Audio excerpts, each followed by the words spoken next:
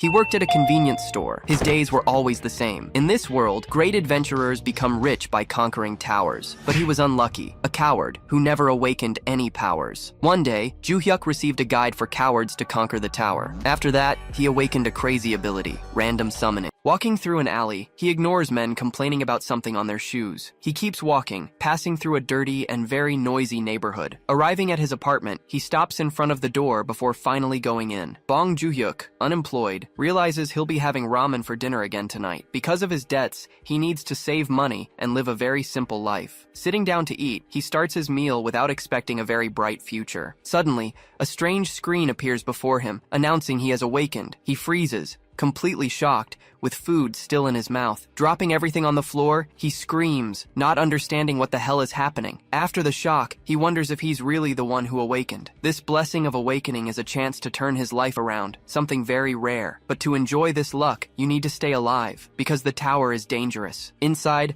monsters can end anyone's life at any moment. Freezing or burning to death are some of the dangers everyone faces. On top of all that, there's also the chance of dying from poison. Thinking about the dangers, he tells himself he shouldn't have quit his part-time jobs. Pretending to be on the phone, he avoids any kind of confrontation with other people. Always trying to avoid danger, he chooses not to walk under that construction site. Back at his table, he wonders if it was all just a hallucination. So, to be sure, he shouts for the status window to appear. Then, a screen appears with his information, showing that his class is summoner. Touching the screen, he realizes it's not a dream and confirms his ability. The awakened receive an ability, which can be of various types and forms. Spirits, familiars, and golems are some examples of more advanced summons. This ability allows the summoner to use specific types of beings in battle. Curious about his power, he decides he needs to test his new ability right now. Extending his hand forward, he tries to use the summoning ability. He then looks at his hand and tries to use the random summon. But to his surprise, nothing happens, and he doesn't understand why. After thinking for a bit, he remembers that the skill doesn't work outside the tower. Still confused, he wonders how his skill worked and why it summoned a human. To understand better,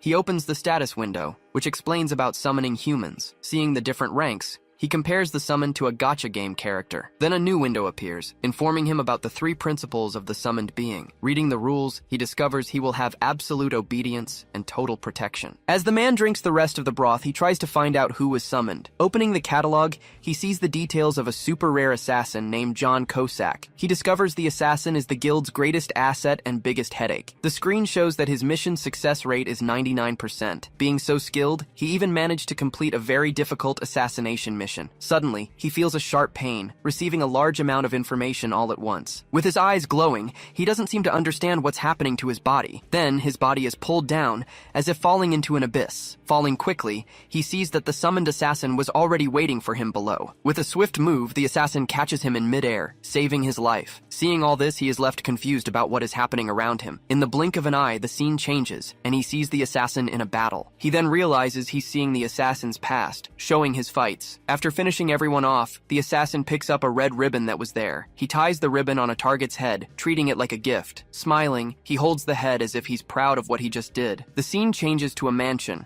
showing that his end came from a single failure. Inside the house, his next target was sleeping peacefully in bed. Moving stealthily, he prepares to land a fatal blow on his target. But the target was the Empire's strongest swordsman, a very powerful opponent. Being defeated, that was the last memory the assassin had before he died. Back in the present, the assassin faces him and asks what he's thinking about. Startled, he falls backward as the man apologizes for his action. Even though he's scared, he remembers that the summoned being must obey his orders. Taking a deep breath, he tries to calm down to deal with the current situation. Giving a few orders, he asks the assassin to wash the pot and clean the table. Impressed by the scene, he notices the man is fast and doesn't complain at all. Surprised, he realizes the summoned being really does everything he commands. While cleaning, the assassin says he will obey any order from his master. Deciding to test the limits, he asks the man to simply bark for him. The assassin then closes his eyes, preparing to fulfill the unusual request. At that moment, he thinks that maybe he went a little too far with his order. Worried about his pride,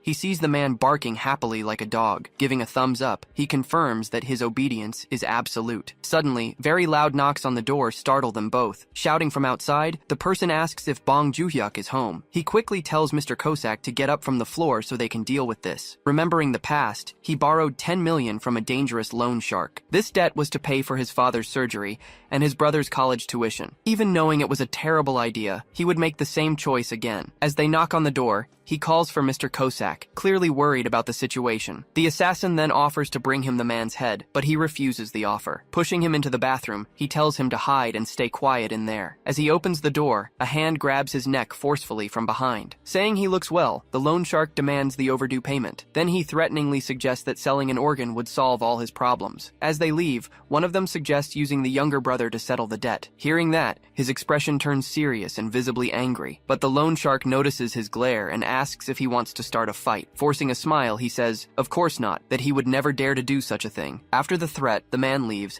and he just sighs looking at the door. Then Mr. Kosak comes out, saying he was just following the orders he received. Sitting on the floor, he thinks that a coward like him could never climb the tower. Unsure of what to do, he asks what the assassin wants and offers to unsummon him, but the man raises his hand and asks if he can watch some TV. Even without understanding, he allows the man to watch some television. While the assassin watches TV, he ends up falling asleep right there on the sofa. Watching his master sleep, the summoned man gives a slight smirk. Lying comfortably, he seems to have a much more peaceful night's sleep. Focused on the show, the man enjoys that moment of peace and quiet. With his eyes fixed on the screen, he continues to watch everything with great attention. The next day, he wakes up and turns off the alarm clock ringing at 8 in the morning. While checking the news, he notices Mr. Kosak is no longer in the apartment. A system window appears, confirming that the summons time has expired. Deciding to ignore everything, he gets ready for work when he hears the news. Heading to the kitchen, the TV reports an incident at the Smile Cash Loan Shark Agency. Upon hearing the company's name,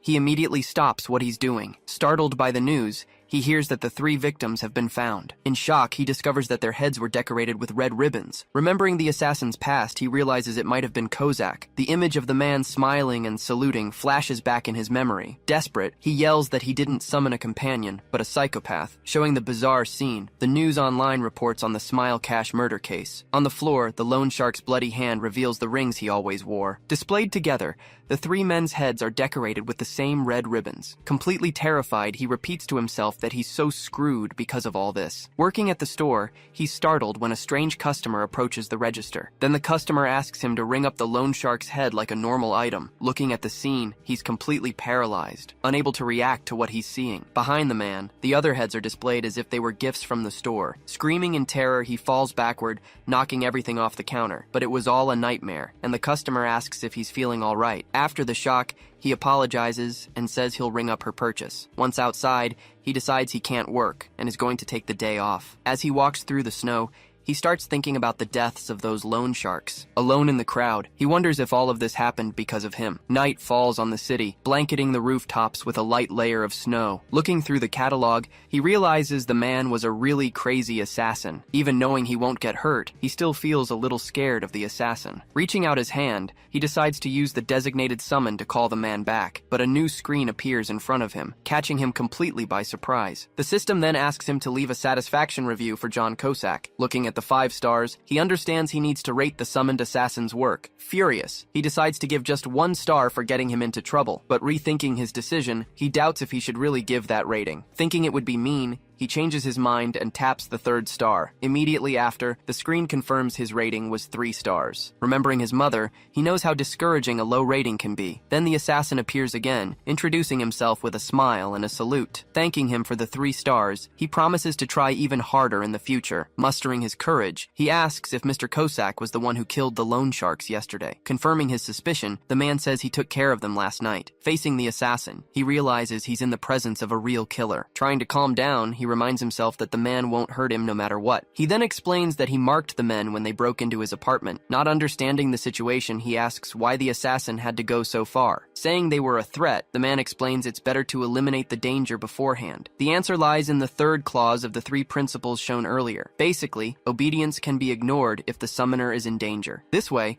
he would never obey an order that would put his master at risk. But he argues there was no threat, that it was just Kosak's own judgment. At this, he yells that the justification justification is the complete rambling of a psychopath. Apologizing, he hears the assassin say it's no problem, as he's used to it. Even understanding the logic, he realizes the situation could be very dangerous. He imagines that if he bumps into someone, the person will probably threaten him, even if the threat is empty, with no real intention of hurting anyone. Depending on Kosak's interpretation, the result could be another head as a gift. Terrified by the thought, he starts muttering about the ribbons on the gifts. Suddenly, the assassin kneels and takes the blame for what happened. He then explains that killing people could get him into big trouble. Saluting, the man promises he will use his best judgment in these situations. Seeing that he's being evasive, he just tells the assassin he can go now. But before leaving, the man asks if he has ever considered climbing the tower. The question about the tower catches the protagonist completely off guard. Even knowing it's a huge opportunity, he clenches his fist tightly. He knows the tower is dangerous and that he could die in there. Curious, he asks if there were other summoners who summoned him before. The assassin replies yes, and that they were very strong and brave. Feeling ashamed, he admits he doesn't have the courage to risk his own life. Looking away, he calls himself a pathetic and worthless coward, but the assassin surprises him, saying he's the greatest summoner of them all. Grabbing his shoulders, he says that the greatest virtue is safety first. The assassin explains that a brave summoner is poison, because if he dies, it's all over. Smiling confidently, he guarantees he will take care of all the dirty work. Completely stunned, he listens to the request to just live a long and peaceful life. Waking up tired, he reveals he didn't sleep well because he was worried about the tower. With his eyes closed, he thinks he should just be grateful the debt is gone and move on. Then, stretching, he decides to get a normal job and work hard to improve his life. But suddenly, he feels his phone vibrate. Calling his father, he finds out he needs to be transferred to a larger hospital. Receiving more bad news, he's shocked to learn his mother was fired. Hanging up the phone, he promises to visit them soon. Standing on the rooftop, he remains silent for a while, just staring at his phone. Changing his mind, he gears up with safety equipment and a baseball bat. Determined to go in, he plans to check out the first floor and leave if it's dangerous. Before summoning, he realizes he doesn't need to call that psychopathic assassin again. Feeling lucky, he considers summoning someone new, maybe a super rare legendary one. Trying the random summon, a screen notifies him that the ability is not available. The system informs him there's a cooldown of almost a month before he can try again. In the end, he summons Kosak, who thanks him for the 5 stars and introduces himself. Welcoming him, he feels awkward, hoping the man doesn't know the truth. He then tells him he's decided to enter the tower, but just to take a look. The assassin tells him to throw away the equipment, saying he'll be his guide. With a smile, he assures him he'll take care of everything to keep his master safe. At that, a system window asks if he really wishes to enter the Black Tower. Next, another screen informs him that the only accessible floor right now is the first one. Gesturing, the assassin points for him to confirm entry into the tower. The screen then confirms they are entering the first floor of the Korean tower. Without warning, the assassin grabs him and pulls him inside, making him scream. Pulled into the tower, he travels through a tunnel of digital data. With a look of shock, he feels the full impact of the forced entry. As he screams, the assassin holds him tight, continuing their high-speed fall. Finally arriving, they find themselves inside the tower, in front of a protective barrier. Looking around, he realizes the first floor is a complete desert. Feeling extremely nauseous, he tries to hold back the urge to vomit, but unable to hold it in, he throws up on the floor, and the assassin asks if he's okay. Calling for them to go beyond the safe zone, the assassin tells him to follow. A screen then informs him that his physical abilities have been enhanced to his level. Right after, another one notifies him that his combat skills are now available for use. Looking at his own hand, he feels his body is stronger, like a player's. The floor's mission appears, requiring him to eliminate 5 larvae within 2 hours. Pointing to the desert, the assassin shows him where the mission's creatures are. According to his research, these creatures are very difficult to kill because of their skin. Swallowing hard, he watches the monsters moving slowly across the desert. Clenching his fist, he realizes he is now a player just like the others. Determined to fight, he walks toward the creature to take down the first one. Getting closer, he stops in front of the monster and faces his first challenge. Remembering the weapon, he thinks about asking to borrow one from the assassin, Kosak. At that moment, the creature turns and rears its body toward him. Standing right in front of him, the monster reveals something strange inside itself. Completely paralyzed, he stands silently, unable to react. Desperate, he asks Mr. Kosak to help him get out of there. Giving a thumbs up, the assassin says that was a wise decision. Then he dashes at high speed toward the monster to begin the attack. With a single blow, the assassin destroys the creature, which explodes into pieces. Telling him to step back, the man attacks the other creatures at the same time.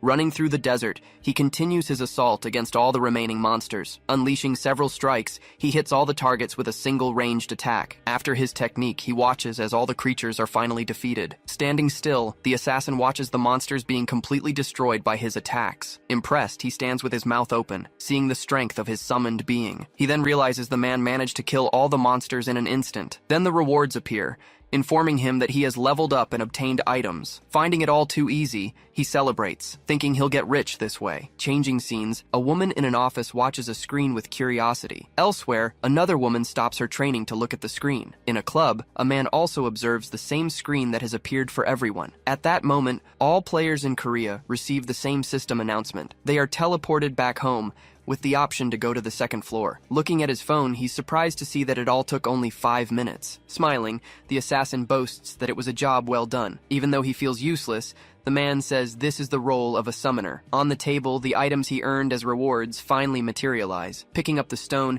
he observes it carefully, seeing a mana stone for the first time. Mana stones have become a very important resource in modern industry. Despite the price drop, 100 grams of the stone are still worth 50,000 won. But what catches his attention is the platinum badge, an unknown item. Celebrating the profit, he decides it's time to watch some more dramas. So he calls Kosak to eat, ordering a full feast for the two of them. Smelling the food, the assassin seems to catch a whiff of something spicy in the air. Even though he ordered normal food, he says he smells something spicy. Smiling, the man gives his thanks and starts to eat, praising his master's kindness. Eating a piece, he asks why Kosak speaks in such a strange way. With a smirk, he compares his speech to that of an ex-boyfriend. Finding the situation funny, the two men start laughing together at the table. Eating with gusto, the assassin shows he's not dangerous at all, just different. Setting his equipment aside, he seems to have made a decision about the tower. With a determined look, he smiles and thinks he can handle the challenge. The next morning, the sun rises over the roof of his simple apartment. Looking at his new routine, he decides to work day and night to support himself. But he changes his plan, deciding to climb the tower with Kosak to make a living. After being summoned, the assassin excitedly celebrates the score he received from his master. Curious, he asks the man if the satisfaction rating is that important. The assassin explains that a better score brings more benefits and a higher chance of being summoned. Arriving on the second floor, the two prepare for the new challenge mission. This time, the mission is to eliminate 10 agile larvae, which move very fast. Observing the creatures, he realizes they are much faster than he thought, but the assassin guarantees he won't die, as he trusts his own skills. Smiling, he promises he'll finish everything in 3 minutes, tops. Advancing on the larvae, the assassin prepares for another quick battle. From a distance, he yells, asking if they can get chicken and beer later. With a smile on his face, the man says thanks and prepares for the attack. With his strikes, the assassin destroys the creatures with impressive speed. Impressed by the scene, he receives a notification that the mission is complete. Receiving a system announcement, he reaches S++ rank and earns a badge. As the rewards appear, he finds it all very easy and fast. Now on the third floor, the assassin says his landing was quite slow. After completing the mission, he levels up and gets another badge. Next, the fourth floor mission is completed with the same ease. Celebrating together, they finish the fifth floor and receive the mission notice. With 5 badges accumulated, he receives a new perk and is quite surprised. Then the system explains that he can now perform 2 summons at the same time. Opening his status sheet, he now has the ability to perform 2 simultaneous summons. Completely surprised, he realizes he can bring another ally into the battle. Thinking about the rewards, he realizes that the S++ rank ones are the best of all. Prioritizing the safety band, he runs like an athlete in training. He decides he will survive until he can use the random summon again. While Kosak and his future ally clear the tower, he'll just lay low. At the awakened management headquarters, a meeting is taking place in silence. With the room empty, the team seems to be just waiting for time to pass. One of the men wonders what the best time to post the announcement would be. Then the woman beside him chimes in, asking if he's thinking about the announcement. Yelling at her, the leader, John Guang-il, tells her to stop reading minds. He asks if the S++ rank announcement has been posted yet, and she confirms it has. The tower announcements have been appearing frequently, always with extremely high ranks. With unprecedented talent, the mysterious player clears floor after floor. If he continues at this pace, the leader slams his hand on the table. The director explains that the highest rank until now was A, surprising everyone. With player kidnappings and migrations, South Korea is losing its talent, so the director orders them to find the mysterious player as soon as possible. 2 days later, the city awakens to a clear sky and a bright sun. While washing the dishes, Kosak confirms they're heading to the 8th floor. Looking at the chart, he realizes it makes sense that everything is going so well. Entering the 8th floor, they walk through a forest with a very dense fog. The current mission is to defeat 10 warrior frogs that appear before them. Using its tongue, one of the frogs launches an attack toward the two men. The assassin then readies his weapon to defend against the monster's attack. With a single strike, he slices through all the frogs, defeating the monsters at once. Receiving the rewards, he levels up and earns another platinum badge. Celebrating the victory, Cossack says that just entering the tower is already difficult. Thanking him for his help, he decides to give the assassin a reward for his hard work. Handing him some money, he tells the man to buy something tasty and not cause any trouble. But Cossack refuses the money, saying he cannot leave his master's side. Excited, the assassin agrees to order chicken for them to eat together at home. In a chicken costume, he gets ready to order the food in the right flavor. Looking at the healing potion, he thinks he should give the item to Cossack. With a pile of mana stones, he realizes he already has a lot of money saved up. On the 10th day, he stretches, thinking about quitting his part-time job. Even though he's clearing the floors with ease, he knows the rewards are the best part. Raising a glass, he praises the assassin's skills, completely at ease. Summoning Cossack, he discovers that the high grades have increased the devotion time. Thanking him for the trust, the assassin makes a heart shape with his hands for his master. Entering the 10th floor, his abilities are enhanced for the new power level. Facing the protective barrier, he can feel the change in his body. With his power overflowing, he feels the tower recalibrating his physical abilities. Comparing his power, he wonders if he's become a wild, untamable horse. Tapping Cossack's shoulder, he announces that from now on, he'll be helping too. The assassin says that if his master gets even a scratch, he'll have to kill himself, but he insists that this time, he needs to join the battle no matter what. From behind a tree, he spots a giant eye peeking through the forest. Emerging from the trees, a giant praying mantis appears, surprising the protagonist. Terrified, he wonders how other players managed to deal with this monster, but the assassin says his pride as a human would be wounded if they fought together, so he decides to leave the fight to Cossack, cheering him on from a distance. The giant monster prepares to attack the small assassin in front of it. With a swift move,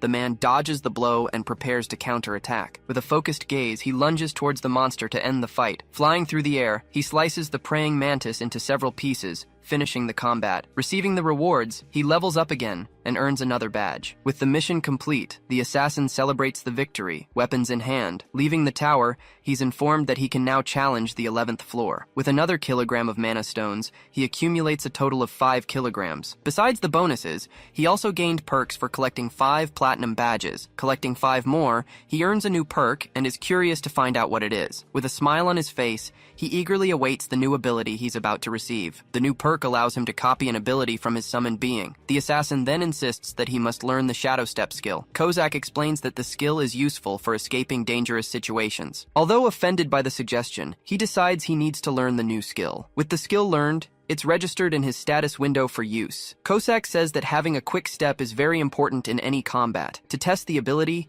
he tries to use Shadow Step, but nothing happens. Tired, he complains that there's no consistency in this world's rules. On the 11th day, he makes a call to the management department. Introducing himself, he says he's calling because he recently had an awakening. After being congratulated, the attendant offers a visit from government representatives. After giving his address, he breathes a sigh of relief, exhausted from the call. Walking towards the car, a female agent prepares for another mission. Inside the vehicle, the leader asks if the last awakened person was the S++ rank. With another application today, the agent invites the leader to go with her. Determined to find the right person, he says they need to bring them to the team. While tidying up the house, he gets ready to receive the representatives. Hearing a knock on the door, he realizes the agents have finally arrived. Inviting them in, he comes face to face with leader Jian and manager Lee. The leader introduces himself and says the manager is also a player, just like him. Approaching him, Lee stares at him with a serious look. Up close. With their faces close, she asks if he is the S++ rank player. Completely surprised, he backs away from the woman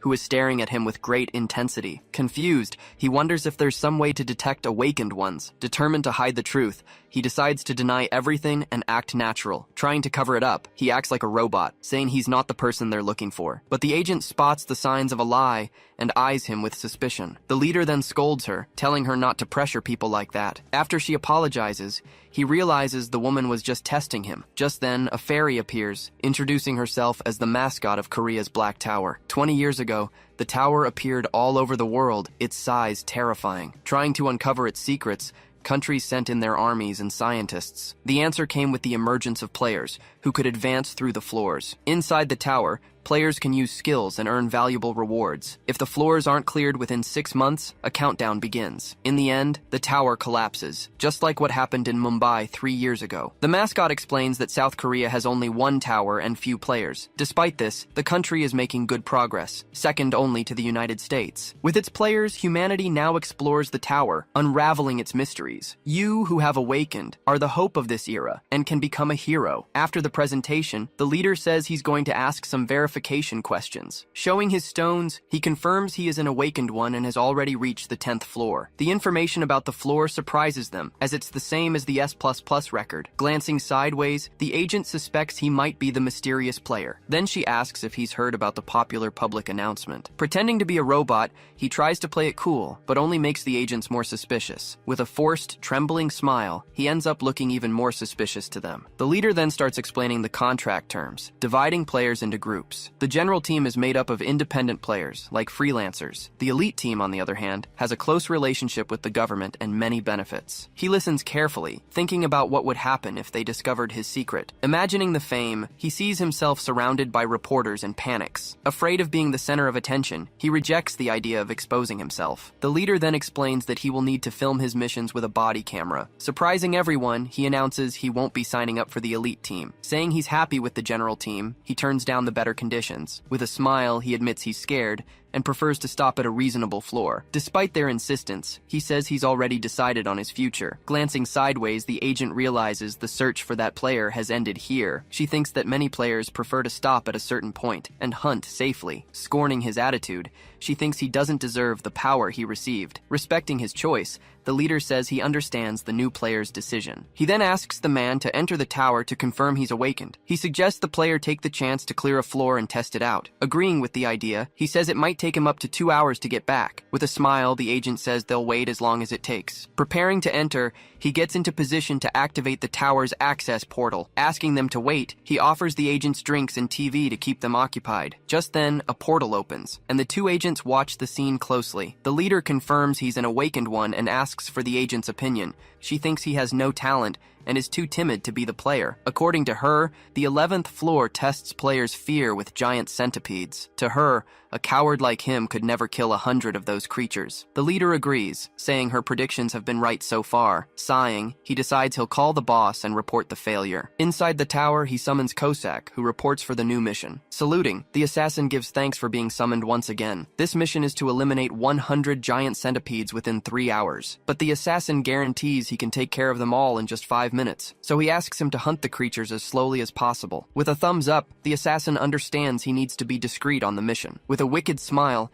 he plans to fly under the radar with a very bad record. The assassin then starts hunting the centipedes, but far too quickly for the plan. Shouting, he tells Cossack to hunt the monsters slower than before. With the hunting speed reduced, he's satisfied with the battle's pace. Jumping on top of a centipede, he realizes he's made a huge mistake. In a panic, he screams in desperation as he's surrounded by the disgusting creatures. Unable to move, he realizes he needs to use a skill to escape. Turning his head, the assassin notices the danger his master is in. Shouting, he charges forward at high speed to save his master from the centipedes. Furious, he attacks the creatures that dared to threaten his summoner. With precise strikes, he destroys the centipedes, protecting his master's life. Trapped by the monster's legs, he asks the assassin to wait a moment. Begging him to go slow, he watches Cossack destroy everything too quickly. Shouting, the assassin says he will obey, as the master's safety is the priority. Terrified, he realizes that if this keeps up, the plan will be ruined. With the mission's end, he receives the announcement of another S++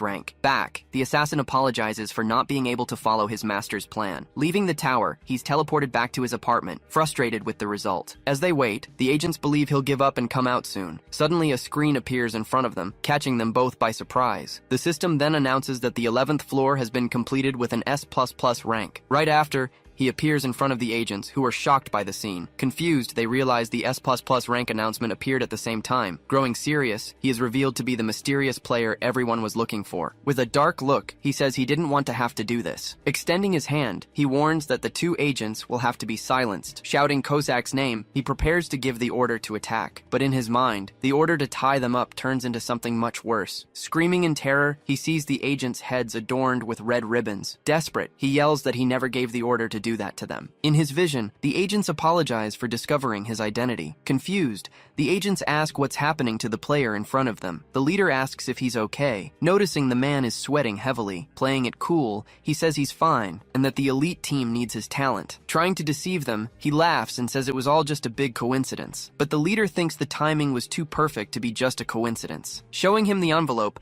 the leader says his contract is ready. Terrified, he sees that it's a contract for the elite team, not the standard one. With a smile, the leader says this is a different level of contract. Showing the document, he reveals it's an ultra-elite contract for the player. With $1 billion salary and total security, the contract offers VVIP treatment. On top of that, he would also gain immunity, putting him practically above the law. Shocked by the offer, he discovers that only the #1 player has these benefits. Despite the irresistible offer, he refuses to sign the special contract. Shouting, he says he will only accept the regular contract and nothing more. Not understanding the refusal, the agents ask why he's against the proposal. Being the center of attention is a huge and stressful burden for him. Even in a store, the attention of others makes his heart race with anxiety. The agents realize he's extremely introverted and afraid of exposure. Deciding to back down, the leader agrees to proceed with a standard contract. Although frustrating, the decision is his, and an elite contract comes with responsibilities. The team was created to conquer the upper floors, a pressure he doesn't want. Happy to just live a better life, he forgoes the fame and pressure of the elite. Back at the department, the leader and the agent prepare their report. In the chief's office, he's questioned about the change of plans with the player. The leader confirms that the S++ ranker has a very unique personality. He describes the player as a rare type of common citizen, very different from the others, but the chief questions if they could have been mistaken about his identity. Shouting, the chief orders them to put him on the elite team no matter what. Accepting the order, the leader guarantees he will get the player on the team. Furious, he yells that he already said he won't accept the contract. Tired of pretending, he argues with Cossack for exposing their whole plan. On the 12th floor, the mission is to eliminate 20 ice weasels in 3 hours. Summoning Cossack, he asks the assassin to fight very slowly. Trusting the new order, he believes he can finally throw the government off his trail. But the intense cold freezes his face, and he shivers from the low temperature. As he shivers, he tries to hold on, but the assassin notices something is wrong. Worried, Cossack shouts and promises to finish everything as quickly as possible. Despite being told to calm down, the assassin charges forward, ignoring his master. With swift strikes, he destroys the weasels, believing his master's life is in danger. Shouting, he tries to remind the assassin that he needs to obey his orders. Once again,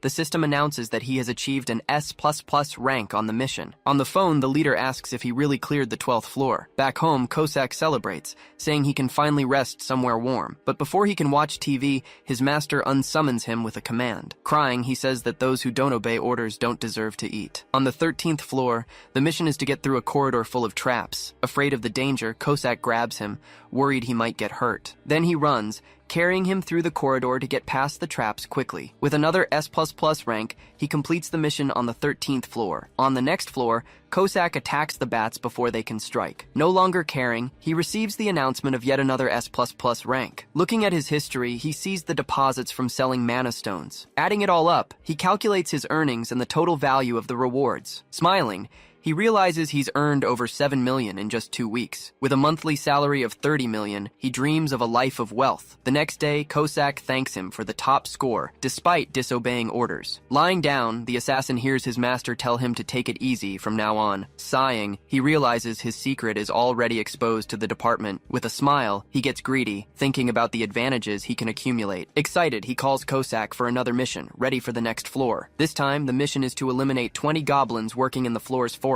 From behind a tree, he observes the humanoid monsters for the first time in the tower. Hiding, he hears Cossack tell him to hide well this time. With a confident smile, the assassin says he'll eliminate them all at once. Using a stealth skill, Cossack moves without being noticed by the goblins. Impressed, he watches the assassin move through the forest with insane speed. With swift strikes, the goblins die without even noticing the man's attack. Leveling up, he receives the mission rewards and a new badge. With another S++ rank, he completes the mission and successfully exits the tower. Upon leaving the tower, he and the assassin are teleported back to the apartment. Opening his inventory, he prepares to see the rewards he's accumulated. With a total of 15 16 badges, he admires the items he's won in the tower. Just then, the system announces he's earned a new perk for collecting the badges. With a smile, he's curious to see what the new skill will be. The new perk is an energy barrier kit added to his inventory. Putting on the bracelet, he reads that the item protects him with an absorbing barrier. With the barrier activated, he realizes the item works like a full set of armor. Testing the item, he celebrates when he discovers he can use the barrier in the real world. Thinking about its value, he considers selling the bracelet and giving up on climbing the tower, but he drops the idea, excited to clear the 16th floor with Cossack. Unsure of what to do, he's hesitant about how to proceed with the challenge. Confused, he wonders if he should sell the bracelet and secure the money. At headquarters, the chief asks how long it's been since the S++ record was updated. The leader informs him it's been 15 days, as the player is stuck on the floor. Angrily, the chief laments that such great talent was given to a player, but the leader believes the player hasn't given up. He's just waiting for the right moment. Receiving a call, he finds out that Bong Joo-hyuk is on his way to the department. Curious, the chief asks the reason for the visit, and the leader says it's the shop. The leader suspects he's repeating the floor to buy items and continue on. Yelling, the chief regrets criticizing the player without knowing the truth. 15 days earlier, he orders them to support the player with cheap, quality items. Screaming in terror, the assassin doesn't understand what his master just said. Lifting his shirt, he asks Cossack to stab him with the dagger. Desperate, the man says he'd rather die than have to hurt his master. Pretending not to hear, the assassin refuses to carry out such an absurd order. Determined to test it,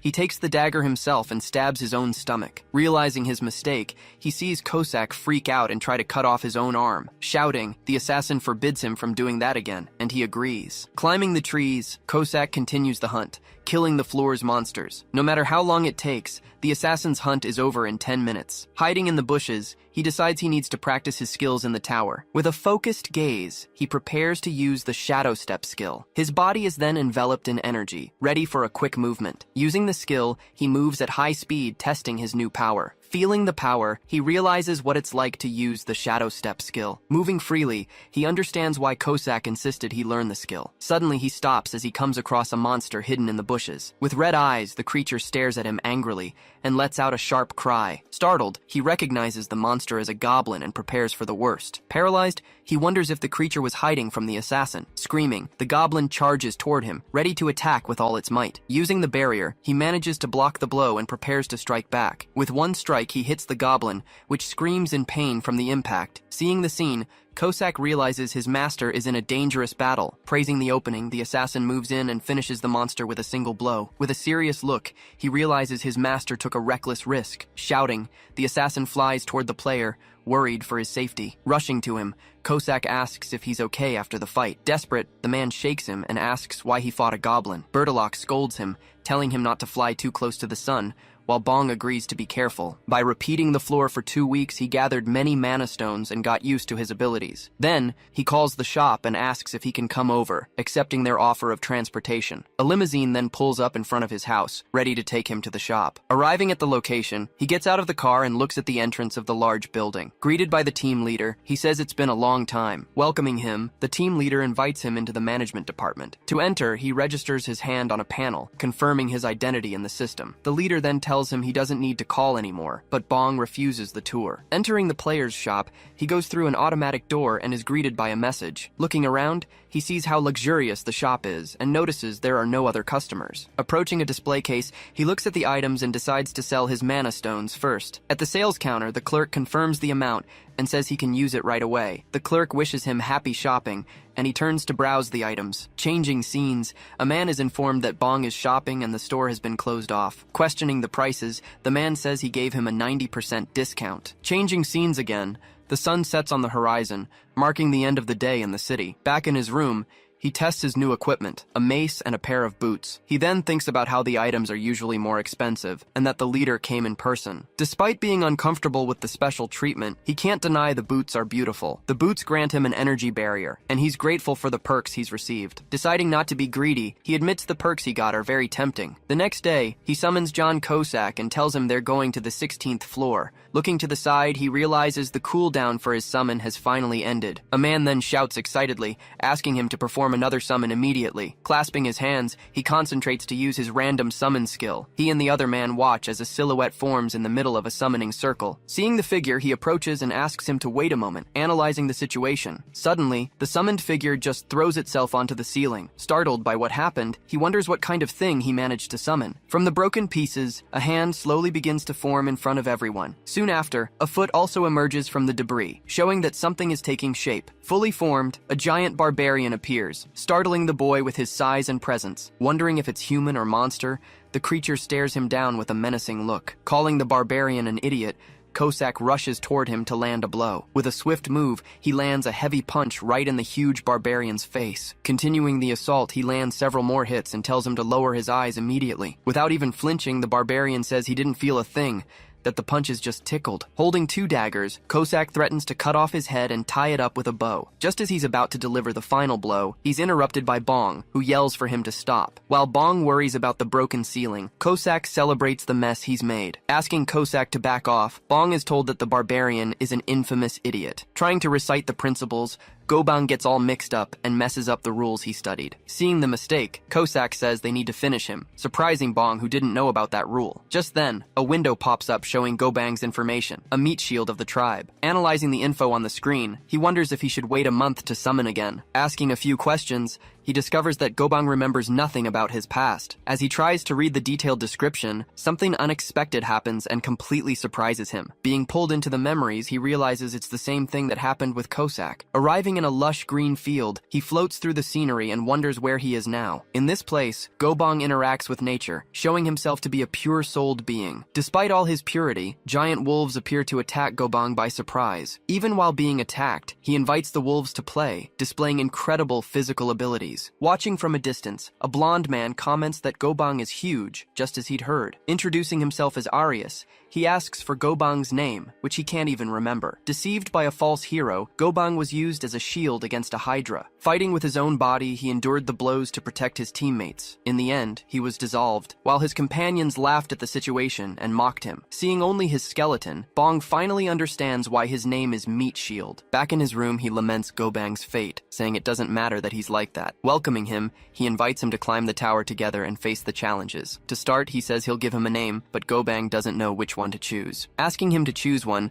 the barbarian finally says he prefers the name Gobang. Promising to make him happy, he asks if Gobang trusts him, receiving a positive response. Saying they are now companions, he leaves Cossack shocked by the new team formation. With the calculation complete, he seems to have reached a conclusion about everything. Celebrating, Cossack says he'll teach him well, and they decide to go to the 16th floor. Cossack then yells at Gobang, telling him to stop copying him and calling him a punk. A system window appears, informing them they have entered the 16th floor of the tower. Now with the skills available, he says they're going to make this new team work. In the forest, the mission is to eliminate 30 goblins, and Cossack asks him to activate the barrier. Surrounded by goblins, Cossack warns that they shoot poison darts without them noticing. Just then, a poison dart is fired and flies quickly toward his back. Showing the shooter, a goblin blows its blowgun, launching the dart with great speed. Saving him, Cossack catches the dart with his bare hand before it can hit him. Yelling about the ambush, he sees several goblins attacking from all sides with their darts. As Bong dodges,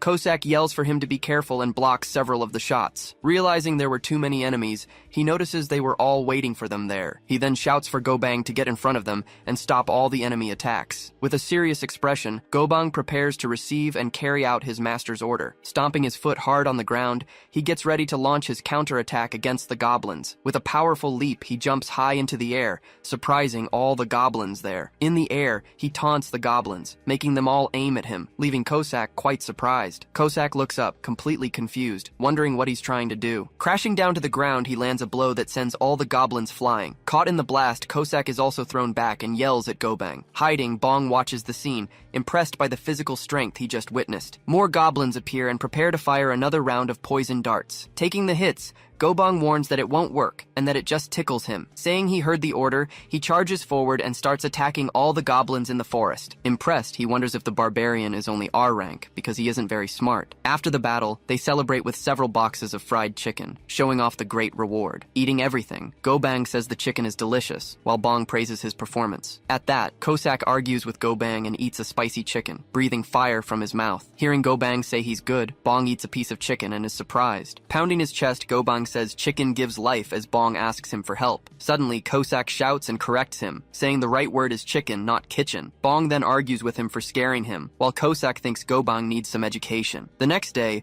they finally enter the 17th floor of the tower, receiving new notifications. Testing his muscles, he feels an uncontrollable power now that he's at level 17. Feeling the strength awaken, he prepares to finally enter the battle alongside the others. Kosak says he'll take the lead, but Gobang insists on protecting his summoner. The floor's mission is revealed. They must eliminate a total of 30 warrior goblins. Seeing the army, he realizes he had no idea how big it was just from watching videos. Analyzing the situation, he notes that the enemies are numerous and skilled in tactics. Remembering the strategy, he knows he needs to fall back and wait for the enemies to spread out into patrols. Luring and defeating groups of 3 was the standard tactic, but it would take too long. Without needing a lengthy process, he simply calls for Gobang, who answers the call. Pointing forward, he simply gives the order for Gobang to advance against them. With a war cry, Gobang shows off his power, making his master much more confident. So he orders his summon to finish them all, already thinking about the next big reward. Charging forward, Gobang rushes straight towards the goblins to start the fight. Seeing him approach, one of the goblin warriors shouts an attack order to everyone. Ready for combat, the goblin battalion points their spears, waiting for the attack. Charging into the spears, he simply ignores all the strikes and keeps moving forward. With a single blow, he sends all the enemies flying, easily clearing a path. Fallen on the ground, the goblins and their broken weapons show the result of the powerful strike. Impressed by the scene,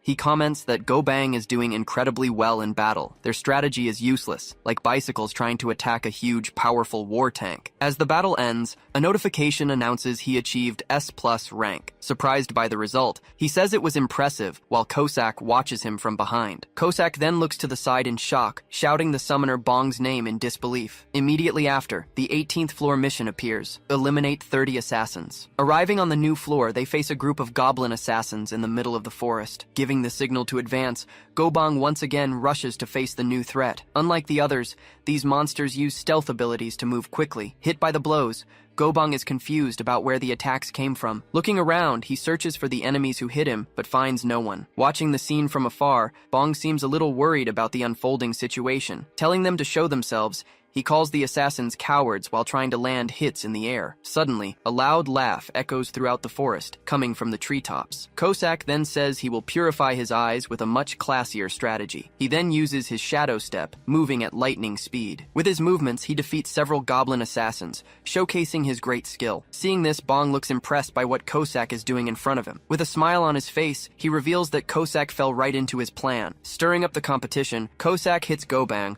who also decides to join the big battle. He then thinks that he needs to keep improving his skills to earn more and more rewards. Now at level 18, he holds his mace and prepares to enter the fight. He then concentrates to finally use his long hidden ability. Unleashing the wild horse, he uses his power, completely transforming and surprising everyone. Remembering he checked the strategy, he feels confident for the 18th floor. Since the goblin's stealth is weak, he can detect their movements by concentrating. Fearlessly, he prepares for combat, as he has trained his shadow step extensively. Using his speed, he rushes through the forest. But he loses his balance and yells, nearly falling to the ground. Yet he still manages to land a direct hit on the goblin with his powerful mace. Defeating the enemy, the count of eliminated goblins finally reaches 10 out of 30. Celebrating the successful hunt, he says he caught the goblin exactly as planned. Just then, an enemy appears from above and attacks him by surprise with a deadly blow. Kosak then joins the fight and defeats several enemies, rapidly increasing the kill count. With only 3 left to go, he sees another goblin finally being defeated. While Kosak fights, Gobang also appears and prepares a powerful blow with his fists. With a double attack, he strikes the ground, creating an impact that hits everyone. Sending the last goblins flying, the 18th floor mission is completed. While Gobang helps, Kosak yells at him to get out of the way, saying he's interfering with the fight. Searching for him, Kosak wonders where the summoner Bong went amidst the confusion. Suddenly, a loud impact occurs, drawing everyone's attention in the dark forest. Appearing in the middle of the battlefield, he dodges a goblin assassin's strike. With a hand on his head, he realizes the barrier saved him from danger. Fallen on the ground, he sees enemies leaping to attack him from all sides. Fueled by adrenaline, he manages to quickly dodge the blow coming his way. Perceiving the goblin's movement in slow motion, He prepares for a counterattack. With his perception altered, he feels as if the world has slowed down. Landing a blow, he defeats the enemies and receives the S+ rank notification. Running through the forest, Cossack rushes towards him, shouting his name loudly. Looking at the notification, he comments that he thinks he landed the final blow on the enemies. On his knees, Cossack is devastated next to Gobang for not having finished the mission himself. Changing scenes, a woman is surprised to see an announcement about the 18th floor. Her boss then celebrates, saying he is unstoppable and very well prepared. The boss wants to reveal his identity, but the others warn that it's too dangerous. The team leader says he is a special player who requires delicate handling. Meanwhile, a news report covers the 18 completed floors, rewriting the tower's history. The entire nation becomes interested in discovering the identity of the mysterious S-rank player. Back in the room, Cossack sighs deeply, leaving Bong a bit confused by the situation. Asking him to speak up, Bong hears that things are happening too quickly for him. Cossack then explains it's the speed at which his talent is finally revealing itself. Not understanding at all,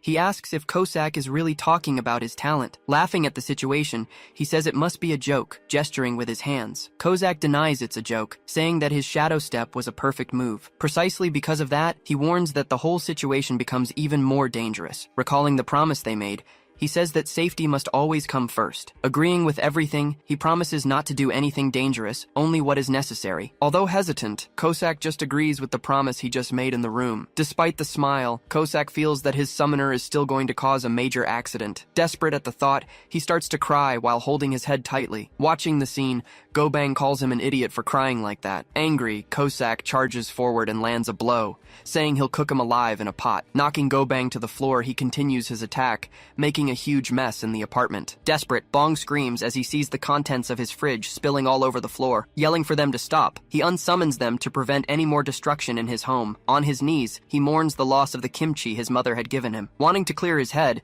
he decides to visit his parents' house the next day. The next morning, he walks towards the apartment where his family lives. Opening the door, he announces that her son has finally come to visit. As he enters, he's greeted by his mother's voice, inviting him in. Asking about his father's health, his mother complains that he should visit them more often. His father then grumbles that bones don't heal easily, while his mother helps him. When he asks about his brother, his mother says he went out to buy tofu and will be back soon. The family then gathers to eat a stew his mother prepared for everyone. During the meal, they talk about their struggles and tell him not to worry. As he eats, he thinks about how nice it would have been if he had awakened at that moment. Asked about the tower, he realizes he probably should have been a bit more subtle. His father and brother laugh at the idea, with his dad saying he asks his mom for help. His mother then asks if he isn't going to work, and he says it's his day off. She says his face gives away the lie, but he denies it. Still, she smiles and says she trusts her son, which moves him. Right after, she forbids him from getting involved with loan sharks, leaving him completely shocked. This reminds him of a news story about a murder he had completely forgotten. She then explains that she was fired for standing up to a rude customer. His father fell in love with her because she couldn't tolerate injustice,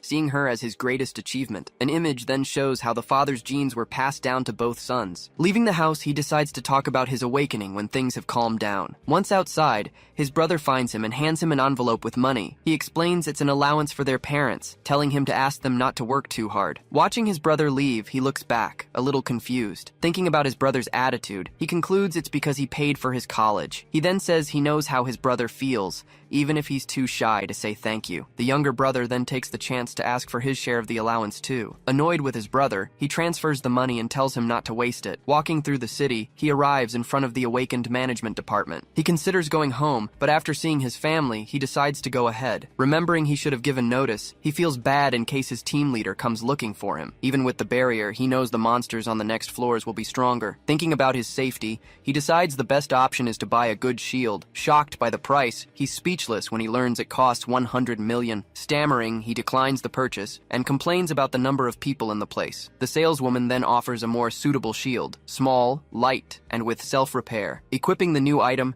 he likes how the shield matches his mace. Confirming the payment of 40 million, he finalizes the purchase of the new shield. He then thinks that talking to the clerk was harder than dealing with goblins. With his shopping done, he thinks he can finally go home and get some rest. As he's approached, a man asks if he awakened a long time ago, leaving him quite confused. Introducing himself as Choi Hoseok, he extends his hand and says he's also a player. Shaking his hand, Bong introduces himself and says he's on the 10th floors of the tower. Hoseok then offers to help if he runs into any trouble during his journey. Saying he hasn't had any trouble yet, he thanks him for the offer and observes Hoseok's demeanor. Saying goodbye, Hoseok leaves, and Bong thinks about how fascinating and enviable he is. Back in his apartment, night falls over the city, illuminated by the moonlight. Looking at his status, he sees he's at level 19 and can go to the next floor. He decides to call Kosak to reach an agreement before continuing his journey. A notification then informs him that John Kosak has been successfully summoned to his apartment. Thanking him for the evaluation, Kosak bows as a sign of loyalty to his new summoner. Excited, Bong shows off his new shield, surprising Kosak that he's enjoying the journey. He tells him not to worry, as he will prioritize safety and give up if it gets too hard. With a smile,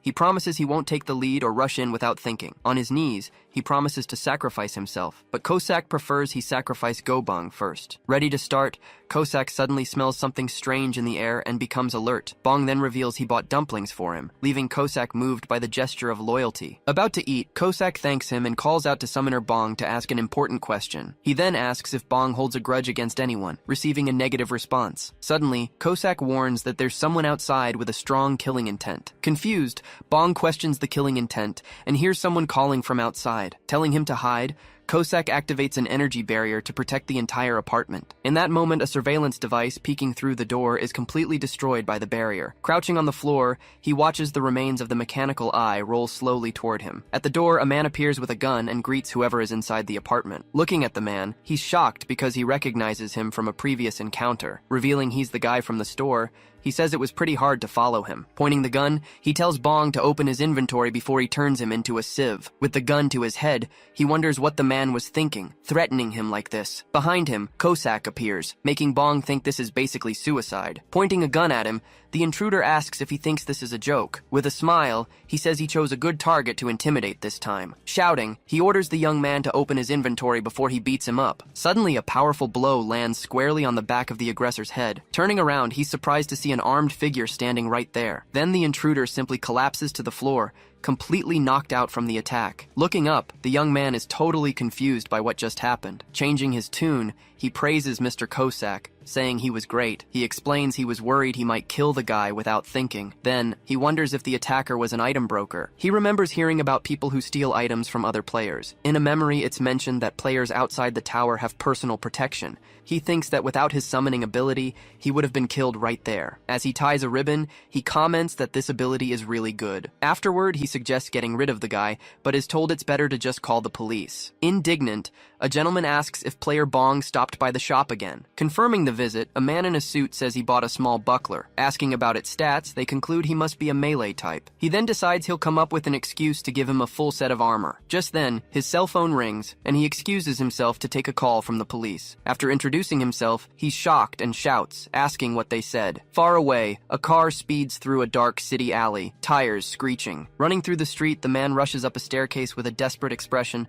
He regrets not closing the elite contract, worried about player Bong. Meanwhile, back at the apartment, police officers arrest the intruder, who grumbles in pain. Desperate, the intruder shouts that he's innocent and was kidnapped by the young man. Imagining he could go to prison, the young man is terrified by the thought. Suddenly, the door opens and the team leader arrives, telling everyone to wait. Recognizing the man, the intruder calls him by name, seeming relieved by his arrival. Walking towards him, the intruder says he came from the department and saved his life. As he tries to explain, he takes a hard punch straight to the face from the leader. Kneeling and confused, he asks why he was hit, as the leader yells at him. Being informed that his registration was canceled, he still insists he's the victim. Completely indifferent to his protests, the leader continues to stare at him with contempt. Ordering the officers to take him away, he warns that the NIS will arrive soon to interrogate him. Begging for mercy, he's told he's a scoundrel and a repeat offender. Angrily, the leader tells him to go find a lawyer to defend him. As he's dragged away, the leader explains the arrest protocol to the officers. Turning to the young man, he asks with a frightening expression if he's hurt. Calling him Player Bong, he faces him with a serious and worried look. Bowing, he apologizes and promises to be better prepared next time. With a determined face, he reaffirms his decision to protect Player Bong. Elsewhere, the young man comments to his servant about the intruder's arrest. Asked about the detention center, he says not to try and find its location. Soon after, a system message appears, designating the new summoned being. Impressed, the new servant says it's the first time he's seen so many stars. Entering the Black Tower, the mission is revealed. defeat 30 goblin shamans. On this floor, the goblins use curses and weak attacks, so they aren't very threatening. Charging at the enemies, the big guy runs without any concern for the danger. In response, the goblins begin to prepare a curse to attack the servant, but with a powerful shout, he manages to break the curse on his own. Impressed by the scene, the young man comments that it was a rather crude method. Coming up from behind, the other servant appears to give the next orders. He tells the big guy to clear the floor as quickly as possible, as they agreed. Together, the two servants charge full force at the remaining enemies. With a series of blows, they destroy all the goblins in seconds. Preparing to fight, the young man also decides to join the combat. But before he can attack, the mission completion notification appears. Shocked by their speed, he stares at his two servants standing before him. Smiling, the servant asks if that was good, but Bong thinks they tricked him. Then the system informs him that he has reached S++ rank and earned a reward. The next day, the group enters the feared and long-awaited 20th floor of the tower. Worried, the servant warns that the place is dangerous and full of different kinds of goblins. Suggesting he stay safe, the other servant says he'll kill them all himself. For the mission, they need to defeat 100 goblins and 1 hobgoblin in 10 hours. Annoyed at being left out, the young man realizes the servant is blocking his path. Ordering the big guy to lure the enemies, the other servant prepares to strike in the opening. On a cliff, the goblin shamans begin to conjure a powerful group attack. Right after, goblin scouts suddenly appear, ready to throw their darts. Along with them, infantry soldiers advance with their spears and swords drawn. To complete the ambush, hidden assassins finally reveal themselves, ready for combat. Unfazed, the servant questions if the enemies think he'll just take this. In a swift move, Bong launches himself into the air and announces he's going ahead. Landing on the servant's back, he uses it as a boost to move forward, surprising him. Leaping into the middle of all the enemies, he dives headfirst into battle. Seeing this, the servant notes that he did, in fact, dive into the fight. At that, the servant Cossack yells at him not to do that under any circumstances. In a flashback, he remembers always being an introvert, playing alone in his corner. Then, another boy simply grabs his toy, saying he's going to play with the car. Running off, the boy takes the toy, leaving him behind, unable to react. In elementary school, things got worse, with a beggar note taped to his back. Moving on to middle school, he remained a loner, always being teased by other students. Even in high school, he continued to eat alone, living the life of a complete social outcast. Afraid to try and change, he wondered if he could face the monsters in the tower. But monsters aren't people. They're like enemies in a game, with no relationships or fears. All he has to do is crush them. He only seeks the reward he'll get in the end. Screaming desperately, Cossack tries to stop him from charging into the middle of the battle alone. The goblins then charge, shouting a war cry and rushing the group. Moving swiftly, he dodges their attacks as he advances through the enemy-filled battlefield. Approaching a scout, he prepares to block the goblin's attack with his weapon. With a quick move, he lands a powerful blow right on the monster's face. Continuing the assault, he hits several enemies with a flurry of strikes, clearing a path. Surprised, Cossack realizes he's already using the shadow step at this level of combat. Seeing the multiple attacks coming, Cossack desperately yells for him to be very careful. Using his newly bought shield, he defends against the many blows coming his way. With the energy barrier, he manages to protect himself from becoming an easy target. Realizing the danger, he thinks he might have gotten a little too carried away with the situation. He starts running desperately, screaming for help and calling for his summons. Answering the call, Cossack tells him to keep running toward the cliff just ahead. Beating his chest, Gobang prepares to protect his summoner at all costs. Running non-stop, he starts to get out of breath and realizes he's getting tired. Looking ahead, he's stunned by what he sees, left completely speechless. Reaching the cliff, he asks if they're there yet, but finds nothing. Surrounded by goblins, he panics and wonders what he should do now. Just as he thinks he's going to die, a huge hand appears and protects him from the goblins' attacks. Appearing before him, Gobang shields him from the monster's assault, facing them all down. With a single smash on the ground, he attacks the goblins, sending them all flying. Praising his work, Cossack sees that the summoner managed to clear a path on the cliff. At the top, the goblin shamans scream and prepare another one of their attack spells. Appearing suddenly,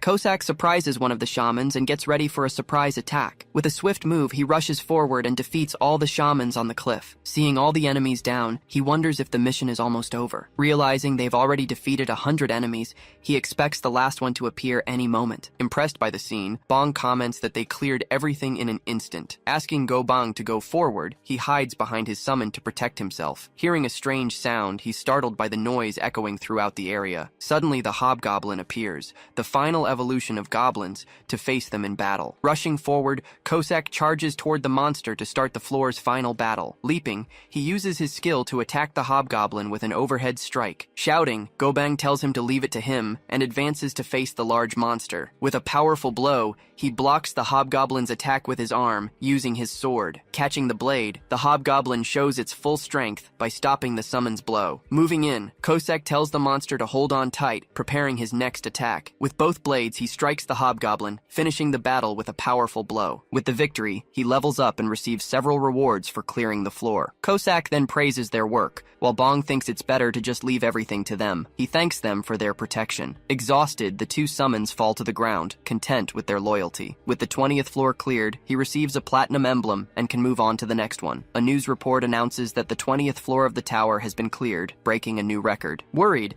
he thinks that the record is good, but the attention could be a problem. When asked about controlling the press, the chief refuses, not wanting to leak that they know the record holder. The team leader then hands over an envelope with the investigation on Bong's family. The investigation shows that his father is in rehab after hip surgery. The chief then approves the idea of moving him to the best facility in the country. His younger brother is in college and will soon enlist in the army as well. His mother, who worked as a coordinator, is currently unemployed after a conflict with a client. Whispering, he points out that the mother is the one who needs the most attention in the family. With the plan in mind, he decides to proceed immediately to support player Bong's family. Hearing a knock on the door, his summons get excited about the arrival of the food delivery. As Gobang gets excited about the food, Bong tells him to be quiet for a moment. Telling them to hide, he throws a sheet over them so no one can see them. The delivery guy arrives with 12 bowls of noodles and asks if he's throwing a party. Thanking him for the meal, the delivery guy leaves, and Bong complains about the freebie he received. Looking for coupons, he gets annoyed when he realizes he didn't get any with the order. He then thinks that even if he had, he couldn't order food using only coupons. Telling them to come out, Gobang is captivated by the delicious smell of the food. Asking if he's eaten yet, Gobang's mouth waters, ready to dig in. While Gobang eats, he tells him to go ahead,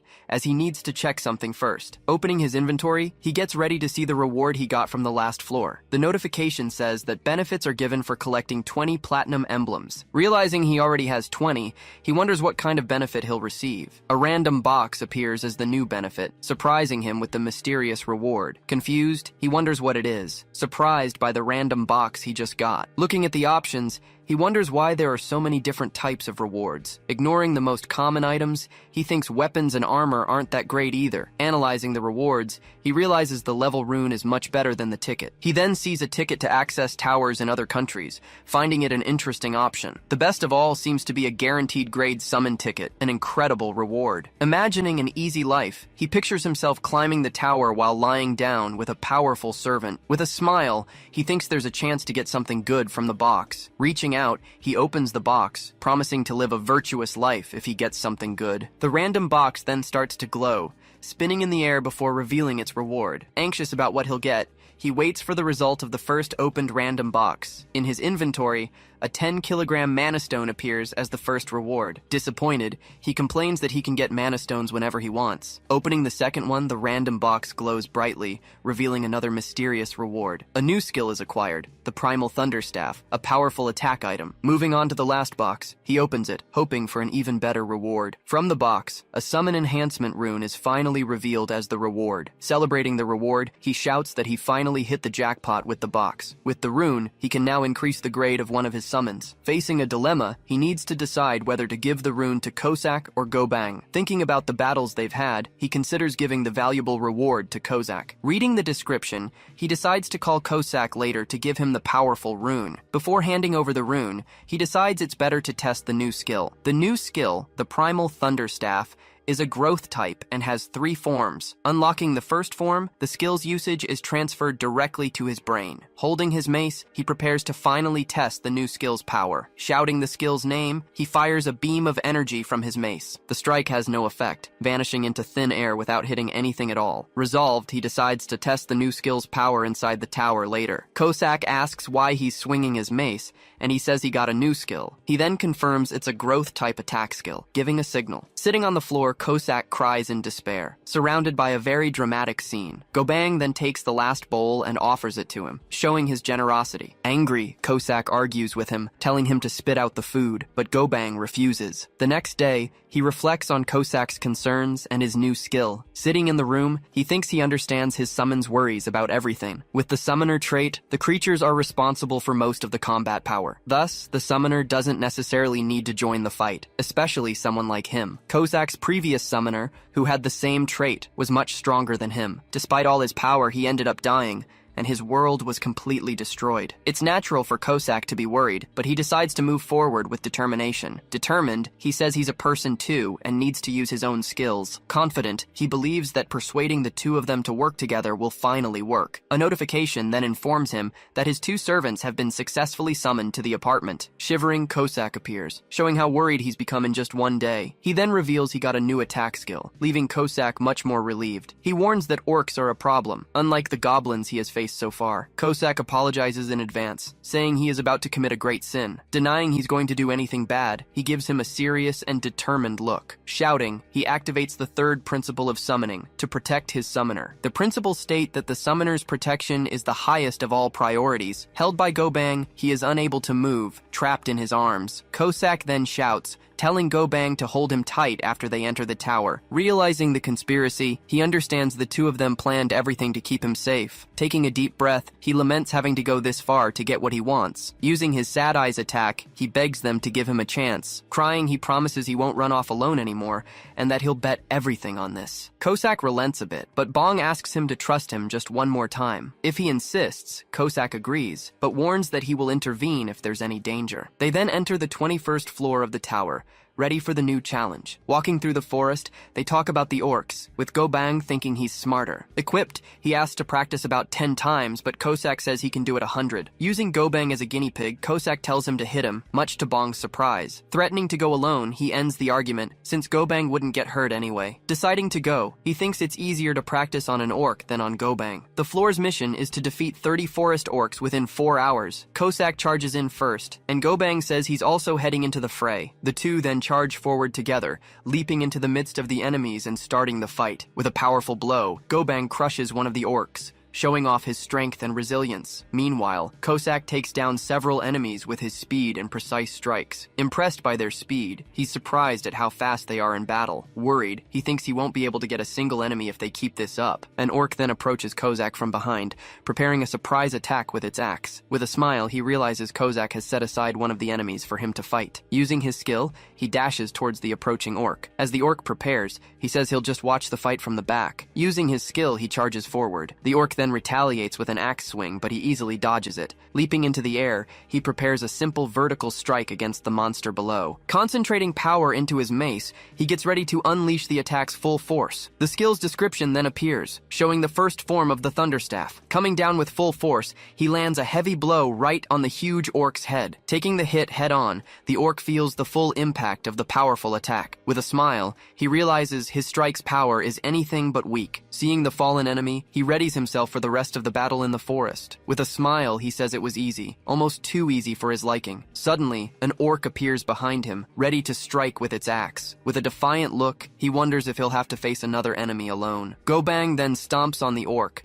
preventing it from getting close enough to attack its master. With the mission complete, he levels up and receives several rewards for his success. The next day, he defeats a desert orc with a single powerful blow. The day after, he defeats a cave orc, showcasing his new combat strength. Once again, he achieves an S+ rank, now on the 23rd floor of the tower. With some difficulty, he defeats a volcano orc, climbing 1 floor per day. With another victory, he achieves an S+ rank on the 24th floor. The next day, he prepares for the long-awaited 25th floor of the tower. Despite his eagerness to fight, he knows he needs to build trust with his summons. After some thought, he decides he'll give the rune to one of his summons today. Upon being summoned, Kosak salutes and asks why he was called on his day off. Handing him the rune, he says he picked it up on the way, but Kosak doesn't understand what it is. Holding the rune, Kosak trembles with emotion as he sees what he has just received. Shocked, he shouts, asking what it is, surprised by the grade increase. Trembling, he can hardly believe that Bong is actually giving the rune to him. Happily, he says that now he can protect Summoner Bong even better than before. He asks if the upgrade will start now, but Kosak says it's dangerous, promising to do it when he returns. He says he'll come back with a new look. Having made up his mind, he says he'll just watch some television before he goes. As they watch, he complains about the price of the rerun, but Kosak tells him to just watch. Bong then grabs the remote, but Kosak tells him to change the channel back immediately. Stopping on a news channel, he sees his mother protesting on television. Shocked, he wonders why his mother is appearing in the middle of the news. The news report shows she is protesting against an unfair dismissal and contract. Tired of the situation, she says she can't take this kind of unfair termination anymore. She recalls the client who told her to sort the trash, even though it wasn't her job. The company ordered her to apologize, but she refused and received a notice. Her protest, lasting over 10 days, only earned her the scorn of the company's executives. Angrily, she threatens to run over anyone who laughs at her situation. Just then, a man approaches and asks if she is Mrs. Hong Gum-ja. Introducing himself, he says he is lawyer Lee Chang-seok from a law firm. Confused, she wonders why a law firm would be looking for her. Angrily, she thinks the company is trying to sue her and decides she won't back down. Shouting that she won't back down, she tells them to go ahead with the lawsuit. Handing her a card, he says he came to formally sue the Jinsamul Corporation. Korea's top law firm, Park and Kim, is offering to represent her for free. He explains that he heard about the case from an acquaintance, and that it's a pro bono project. Suspicious, she wonders if she should accept the offer, even though it seems too good to be true. With the decision made, the lawyer assures her they will stake their honor on this case. Trusting in his defense, she finally accepts the help of the lawyer who appeared before her. With a snap of his fingers, he gets ready to start the media work for the case. Suddenly, several reporters appear and surround his mother, ready for the interview. The lawyer then instructs her to answer the questions, revealing the whole truth about the case. With a determined look, she prepares to tell her story to all the reporters. Back in his apartment, he feels guilty that his mother is suffering alone.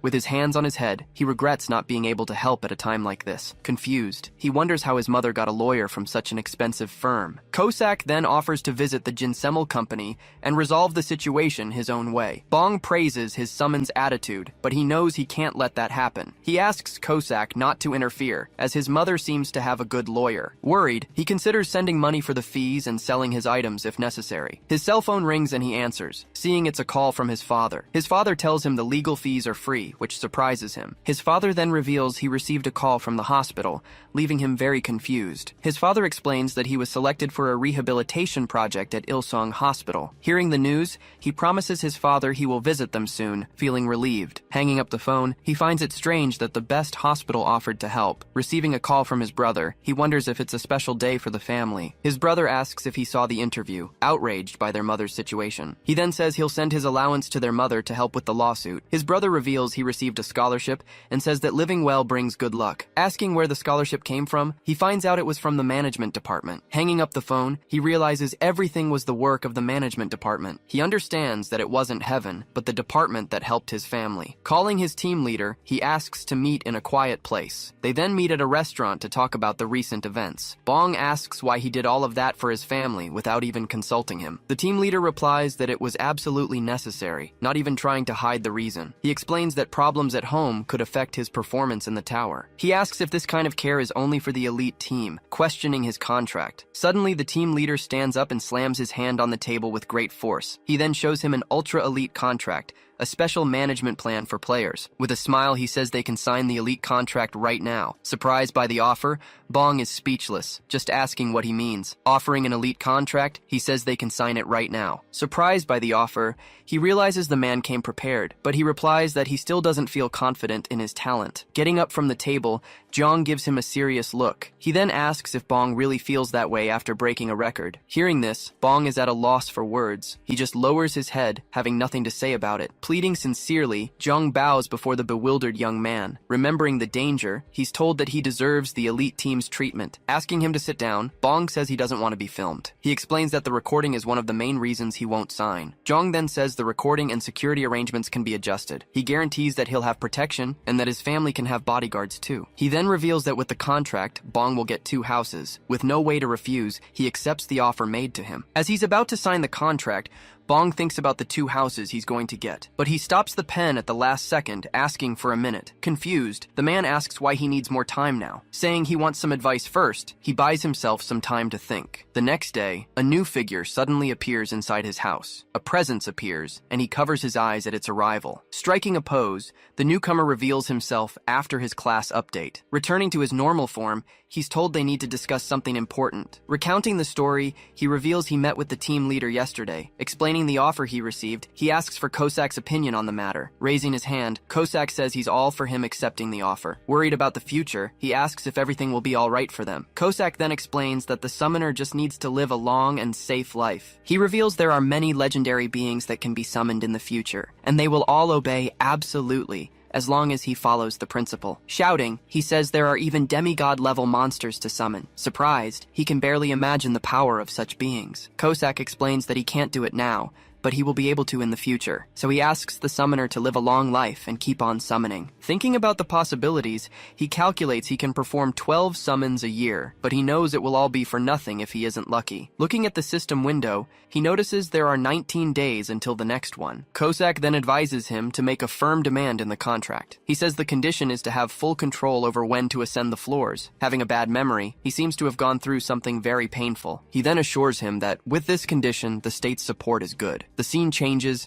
and the newly summoned being arrives and is welcomed into the house. Replying rudely, he says a warrior doesn't greet just anyone. Annoyed, the assassin shouts that he is an SSR, special and super rare. Holding Gobang, he yells that there's a huge difference between them. Yelling at Gobang, he says the difference between them is enormous. Feeling sorry for the situation, he decides to give him the next summoning rune. Entering the 25th floor of the tower, their mission is announced. Suddenly, several orcs appear, running toward the group to attack. Positioned between the two, he believes he can take on 1 or 2 of them. Preparing for the fight, Kosak says it's time to warm up. He then orders Gobang to go ahead and draw the enemy's attention. Sprinting forward, Gobang yells that he can take all the hits. With a powerful stomp, he gets ready to attack the monsters in front of him. He then raises his arms, preparing a devastating blow against the ground. Surprised by the action, the orc stands still, not understanding what's happening. With the blow, he sends the orcs flying from the impact. Smiling, the assassin announces that it's his turn to attack. He then lunges forward, striking with impressive speed. Startled, he feels as if a fighter jet just flew past him. Soaring through the air,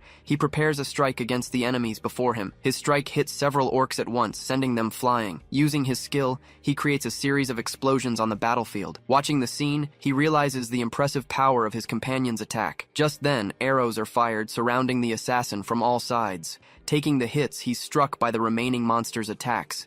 Believing he has won, the large orc smiles at the wounded assassin, but he notices a strange movement approaching right in front of him. Suddenly, the assassin's body vanishes, revealing it was just an illusion. Appearing behind the orcs, he surprises the monsters with his sudden arrival. With his other skill, he begins to unleash a barrage of strikes on the enemies. Finishing his attack, he takes down the orcs surrounding him. Meanwhile, Gobang continues to fight the rest of the remaining monsters. Seeing what happened, the last few remaining orcs are left stunned. Preparing his final blow, he activates his dagger to end the fight. Smiling, he says they are just getting started. Not to be left behind, he also activates one of his skills. Soaring through the air, he charges at the monsters still standing. His blow then hits the ground, creating an impact between the 2 orcs. Recalling the conversation, he hears that his safety is the most important thing. But he decides he needs to grow quickly to face future challenges. He wants to become strong enough so that everyone can be worry-free. Dodging the blow, he lunges at the orc in front of him. He knows he can't rely on Kosak forever on this journey. As he's attacked,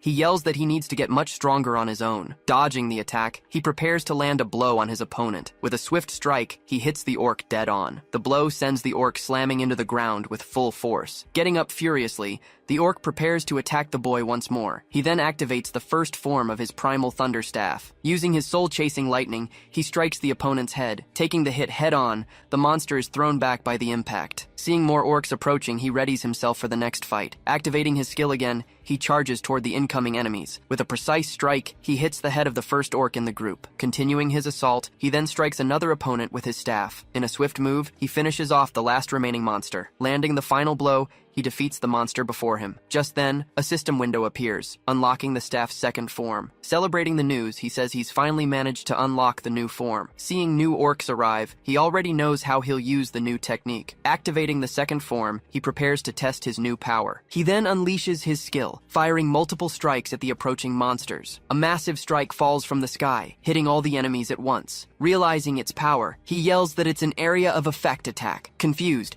Cossack asks if one of the orcs was somehow using lightning. Seeing what's happening, he's shocked by the scene before him. Running desperately, he shouts the summoner's name, telling him to stop. Getting closer, he rushes to the boy's side to pull him away. He yells that he wasn't supposed to take risks and that they had a deal. Afraid of being scolded, he apologizes for what he just did. Rethinking the situation, he pauses for a moment and analyzes everything that happened. He then wonders why he's apologizing to his own summon. Shouting in anger, he declares that inside the tower, he's the one in charge. Tired of hearing about safety, he commands the Great Orc Chief to appear at once. Charging forward, he yells that he's going to crush the monster's head right now. Stopping suddenly, he realizes something unexpected has just happened in front of him. Just then, the Great Orc Chief appears, surprising the boy with its gigantic size. As he's attacked, he desperately screams Cossack's name to save him. In a swift move, Cossack appears and shoves him out of the way of the blow. Taken to a safe spot, he regrets not having listened to him earlier. Pointing at the monster, he asks them to get rid of the Orc Chief quickly. Facing the group, the Great Orc prepares for the next big battle. His companions assure him they will handle everything and protect their summoner. Calling to Gobang,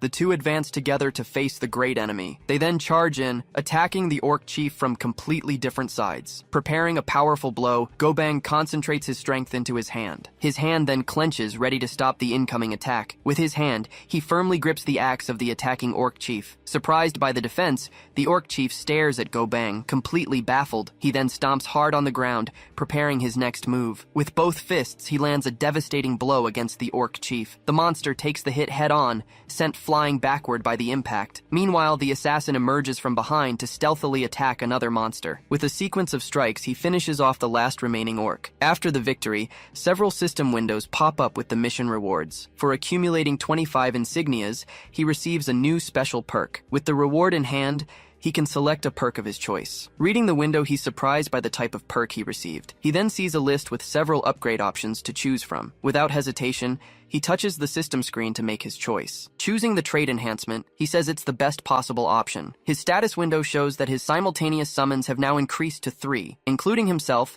his party can now have up to 4 members in total. Turning around, he gets ready to talk to his 2 teammates. He then asks the 2 seated men what they'd like to eat today. Cossack raises his hand and suggests a dish, leaving the summoner quite surprised. With the food on the table, he congratulates them both on their hard work during the mission. While eating, Gobang says the food isn't spicy, but actually very sweet. Suspicious, Cossack stares at his bowl and asks if that's really true. But upon tasting the food, he feels a very strong burning from the pepper. Lying on the floor, Gobang says the assassin needs to be replaced soon. Seeing his progress, he believes he can now tell his family everything. The scene changes, showing an apartment building in the late afternoon. Arriving home, he happily says he managed to buy meat for his mother. His family then asks where he got the money to buy all that. Calming his wife, the father tells them to enjoy the family dinner. Watching his parents, he feels relieved that everything worked out for them. Then he reveals to his family that he has awakened and is now an active player. Speechless, everyone at the table falls silent after hearing the news. Thinking it's a joke, they ask if he's talking about some kind of game. To prove it's true, he makes a call and identifies himself to leader John. The next day, his family finds out he is now an elite player. Using a special card, he reveals the first big surprise he has prepared. He then unveils a huge house, telling them they're going to live there now. In the management department, he gets ready to finally sign his contract. As he signs the document, his name is made official as a new elite player. With the contract in hand, he can't believe he made it this far. Reflecting on his life, he realizes how unpredictable everything can be. During the conversation, he's told his annual salary will be 2 billion. He then explains that he's not comfortable with his information being revealed. Imagining the future, he fears his family will be exposed by the media. Then the team leader asks if his family liked the new house. Showing a message, he says the house is more than enough for them. The leader then shows him the new apartment prepared for him on a tablet. Seeing the images, he says the place looks like a luxury penthouse. In another scene, Seoul's largest penthouse is shown at night. Inside, a man relaxes in the pool with 2 women. Later, he's seen in the shower, still with the 2 of them. Getting closer to one, he seems to be enjoying the moment. Introduced as Korea's #1 player, he invites the women to have some fun. Toasting with his drink, he comments that the glass costs 5 million won. Then one of them asks a question about something she was curious to know. Wanting to know his identity, she asks who the record holder for the 25th floor is. Uninterested, he says he doesn't care about some low-level rookie. Despite the praise, he tells them to stop talking about that subject, but he orders them to continue, pouring the drink over the woman's head. Grabbing her, he asks what would happen if he stopped climbing the tower. Throwing the bottle, he says the tower could appear in a big city. With the bottle shattered, he yells that the country would be completely destroyed. Crying in fear, she hears him threaten to test if it's all true. Alone in the room, he says he feels terrible about the situation. Annoyed, he complains that all anyone talks about is the S++ record. He then puts a hand to his face, with nothing to say at the moment. Remembering an offer, he reveals the proposal he received from the Chinese government. He also recalls the offer from Japan, with an even higher salary and a mansion. Complaining about their ingratitude, he gets angry that they only pay attention to the new record holder. Thinking about becoming a citizen elsewhere, he realizes how difficult the 66th floor is. On the upper floors, the monsters are specters that ignore physical attacks. After each attempt, players need to rest for 3 days from the mental shock. Even with full support, he barely makes it out of the tough fights alive. Looking at his reflection, he decides to go through with his naturalization. His departure would create chaos, as the tower's deadline is already halfway through. In about 3 months, the tower's collapse will finally begin. As the only hope, he knows everyone in the country depends on him. Laughing manically, he yells that he won't be in Korea to help anymore. Imagining the destruction, he wishes despair and regret upon all the ungrateful people. Changing scenes, the player receives a delivery of 10 chickens at his door. Looking around, he finds his new place very comfortable and safe. In the building, a team of staff takes care of all the tasks for the players. With so many facilities, he thinks he should have moved in much sooner. Bringing in dinner, he remembers that the 26th floor mission is complete. Despite the difficult environment, his skill made the fight against the monsters easier. Arriving excitedly, he calls his companions to eat the chicken he brought, but the two of them seem to be staring intently at something in front of them. Not understanding, he approaches and asks what they're watching so intently. Then he realizes the two were watching a girl group on television. He says he completely understands why they didn't answer his call. Meanwhile, Gobang takes the opportunity to grab a piece of chicken. Eating together, he decides they'll go straight to the 29th floor. Curious, Kosak asks why they're stopping specifically on that floor. He then reveals he'll go to the 30th floor with a 4-person team. Happy with the news, Kosak says he's looking forward to the new team member. While Gobang celebrates, Kosak worries about losing his position in the group. Just then, the team leader arrives, bringing the item he had requested earlier. Thanking him for the item, he's told that providing support is the team's job. Entering the tower, they arrive on the 27th floor, a very cold place. With the new equipment, he realizes he doesn't feel any cold at all. Asking Gobang, he's told that a true warrior never feels cold. Seeing Kosak nearly frozen, he's told the cold can be overcome with magic. He just replies, "All right," observing his companions. Then Kosak starts running in place to warm up. Shouting that they should get started,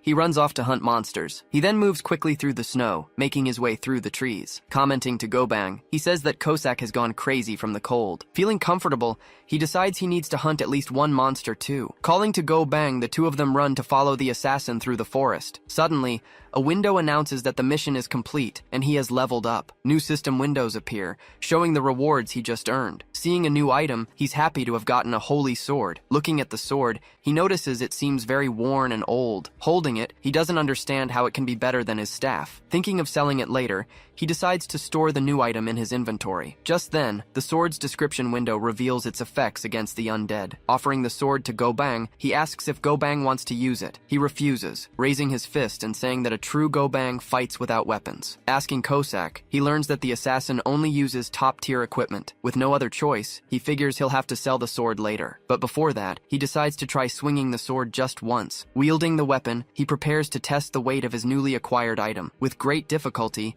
he manages to move the heavy sword for a single strike. He then twists his body, trying to make one more move with the weapon. Completely out of breath, he's exhausted after just 2 simple swings. Even so, Kosak praises the feat, leaving the young man confused. The assassin then explains that physical abilities are limited outside the tower. Surprised by the news, he learns that it's possible to remove this power limitation. Kosak says this only happens if the barrier between the world and the tower disappears. This reality would become the tower, unlocking the limits of all players. But he finishes by saying that this would be the signal for the world's destruction. The scene changes, showing the Japanese embassy in Seoul at dusk. Answering the call, he hears that the rabbit wants to change nests. He then replies that he'll take care of everything, ending the call shortly after. This is Counselor Tomo, and he warns that a typhoon is about to arrive. 2 days later, a window shows a deadline of 92 days. Determined, he focuses on continuing to climb the floors at his own pace. Prioritizing safety, he prepares to clear floor 29. Recalling the previous floor,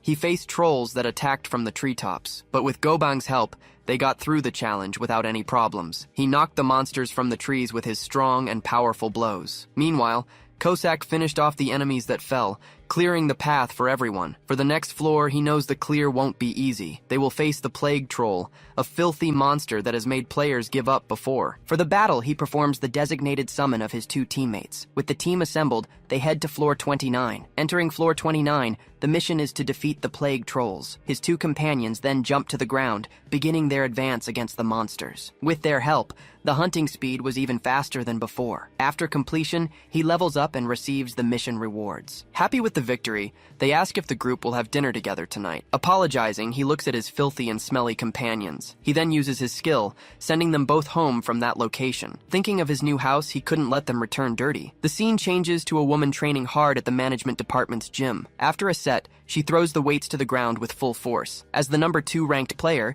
she is currently climbing floor 62. Facing the black zombie, she feels she has no chance of victory. Sitting on a bench, she wonders if this floor is her limit, but she stands up, determined to keep trying until her body can't take it anymore. Drinking a supplement, she prepares to increase her strength and continue training. Posing in the gym, she says she needs positive power to keep going. Suddenly, she sees several people rushing down the halls. A woman then calls her name, looking very worried about something. She says she's busy and asks why everyone is running around. Annoyed, she finds out the number 1 player has done something serious. At a press conference, he complains about the negligence of the elite team. With several reporters present, the country's future seems to be in jeopardy. He then announces he will leave Korea and become a Japanese player. Shocked by the news, the young man can't believe what he's hearing. At the department, he hears that the number 1 player is becoming a naturalized citizen of Japan. The team leader then asks how long it would take him to reach floor 60. He calculates it would take him 37 days to reach floor 66, but he knows it would be difficult to do that within the 90-day deadline. Desperate,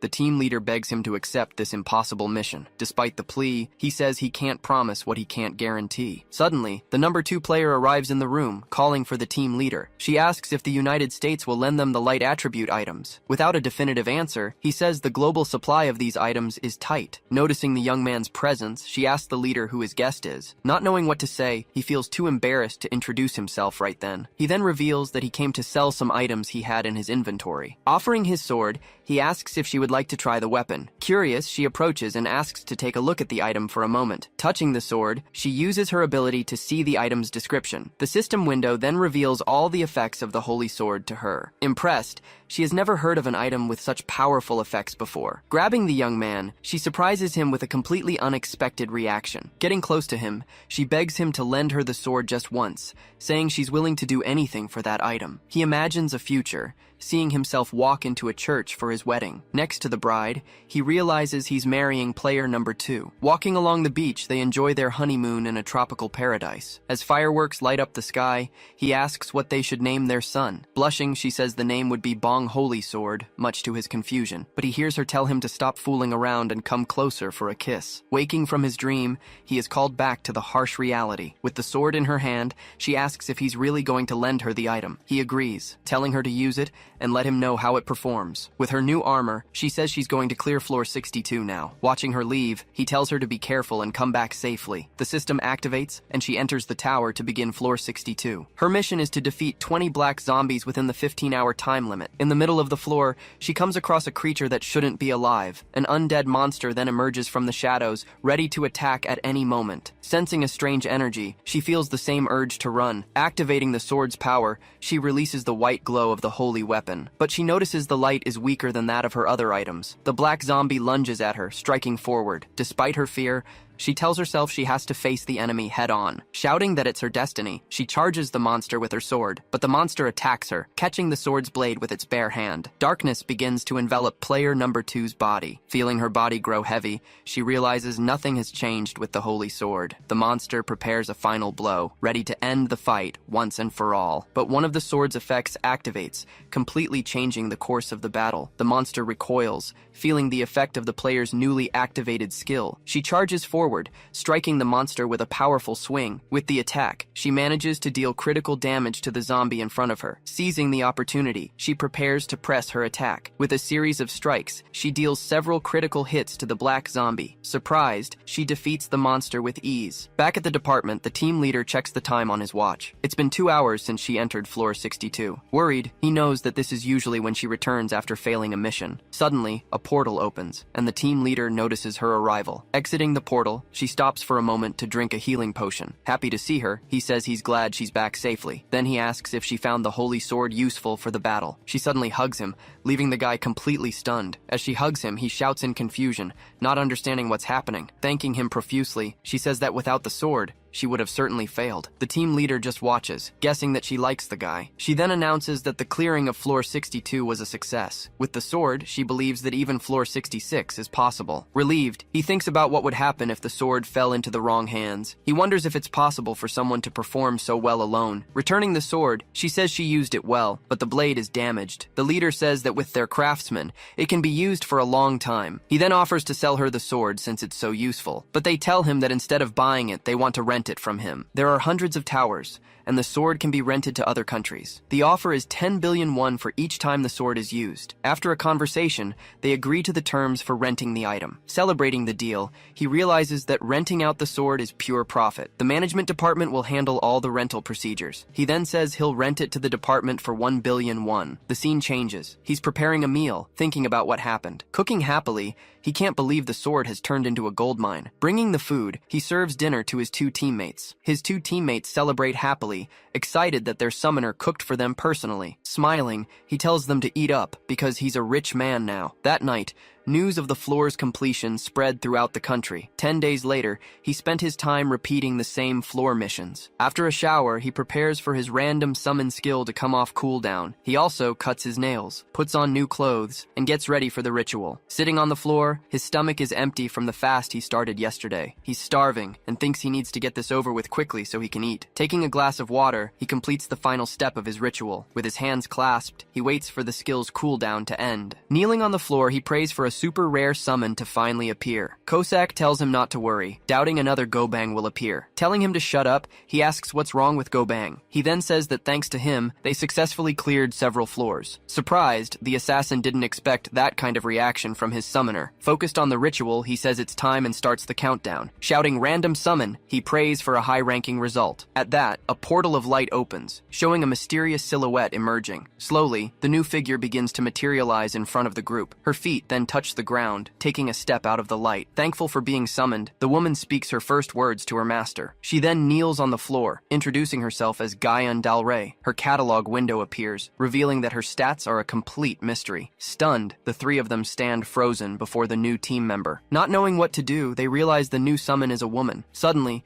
the woman's items appear and start floating in the air. Holding her equipment, she vows to give her all to help. Noticing the items, he wonders if the new summon is a shaman. Suddenly, she glares at the assassin who was staring at her strangely. Yelling at him, she asks what he's staring at with that look on his face. Threatening the assassin, she says he'll get what he deserves for this. Threatening the young man, she says he won't escape divine punishment. Frightened, he backs away and watches what's happening with the new summon, but she says the young master can look as much as he wants. Happy with the result, he celebrates that the new summon is an SSR. He then wonders if there's a hierarchy among SSR summons. The system window reveals she is the head shaman of the sanctuary. In the end, he wonders if the ritual actually affected the summon. As he's transported, he says he's going to enter his new summon's memories. Arriving in a new place, he wonders where he is and what that temple is. As the emperor's daughter, she became the shaman of the imperial sanctuary. After her father's death, her uncle usurped the throne and killed her brother. Thirsty for revenge, she swore an oath and performed a death curse ritual. But her uncle was prepared, using a scapegoat to receive the curse. As the greatest shaman of her time, she had served the empire since childhood. Shouting death curse, she unleashes all her power at once. Her power was so strong, it became completely unstoppable. But casting a curse is an act that goes against celestial law. Her life cut short, she gets her revenge and dies soon after. Understanding her past, he says her story was quite bitter. Returning from the vision, he asks the name of the founder of the Cheon Empire. She then replies that the great Emperor Gaion Huan founded it. Surprised by her answer, he can't believe what he just heard. He then asks if it's the same emperor who founded the kingdom of Baekje. Shocked, he realizes that Gaion came from a parallel universe different from his own. He then understands that history diverged from the Three Kingdoms period. Finding it fascinating, he realizes her charisma is no joke. With the team assembled, he invites everyone to eat some ramen. Kozak says the summoner's ramen is the most delicious of all. Yelling at the two of them, she says they deserve severe punishment for this. She then orders them to get up as the master can't cook alone. Kozak complains, saying there's no need for such casual language between them. With her staff in hand, she says she'll cast a curse to punish him. Screaming in fear, the assassin begs her to wait a moment. Rushing to the kitchen, the two of them offer to prepare the group's meal. After eating, he invites the new member to go to the tower with them. Thinking about the future, he believes she can do something Kosak can't. Yelling at the assassin, Gaion tells him to hunt as much as he wants to protect them. Smiling at the situation, he decides he'll hunt about 10 monsters for now. The two then say they will protect the summoner, even if it costs them their lives. Praising the two, Gaion says they have the right mentality for the team. The 30th floor mission is to defeat 80 trolls and 1 two-headed troll. Seeing the monsters, he wonders how Gaion will participate in combat. Suddenly, a strange object appears floating in the new member's hand. He then realizes the object is actually a portable speaker. Explaining the situation, she says it's a desperate measure for her travels. While Gobang and the assassin shout, she prepares for her ritual. Pressing play, a song starts to blast from the speaker she brought. Surprised by the sound, the assassin can't believe what he's hearing. Gobang is also shocked, staring at the speaker in astonishment. As the ritual begins, she commands all evil things to leave this place. A mirror then appears, releasing a powerful light against the approaching monsters. The mirror's light spreads out, surrounding every member of the team. Feeling the power, he wonders what it is and how it's happening. He then notices Gobang's body is growing and getting bigger. With his tough skin, the monster's blows don't do any damage to him. With his increased power, he throws the enemies away with ease. The assassin also receives the power,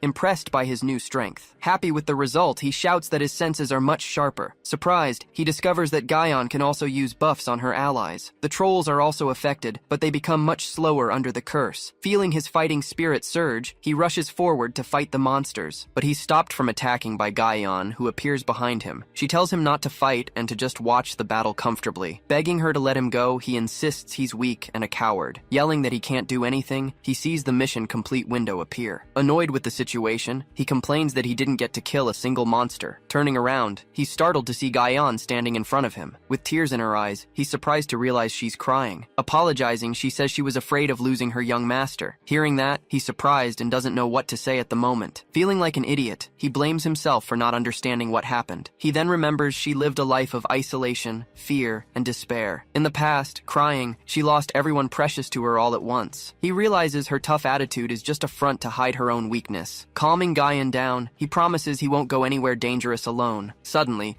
their two companions arrive, running to announce the mission's end. Kosak asks why the princess is crying and what happened here. Screaming at the assassin, she tells him not to come any closer with his filthy body. Startled by the bells, he agrees to back away and not get close. Leaving the tower, all the players return home safely. Congratulating everyone, he tells them to rest and recover their strength. With 30 insignias, he receives a new perk as a reward from the tower. The new item is a skill cooldown reset ticket. Happy with the reward, he considers using the item right now to summon, but he decides to save the item for a more desperate situation in the future. In another scene, it's announced that the 63rd floor has been cleared.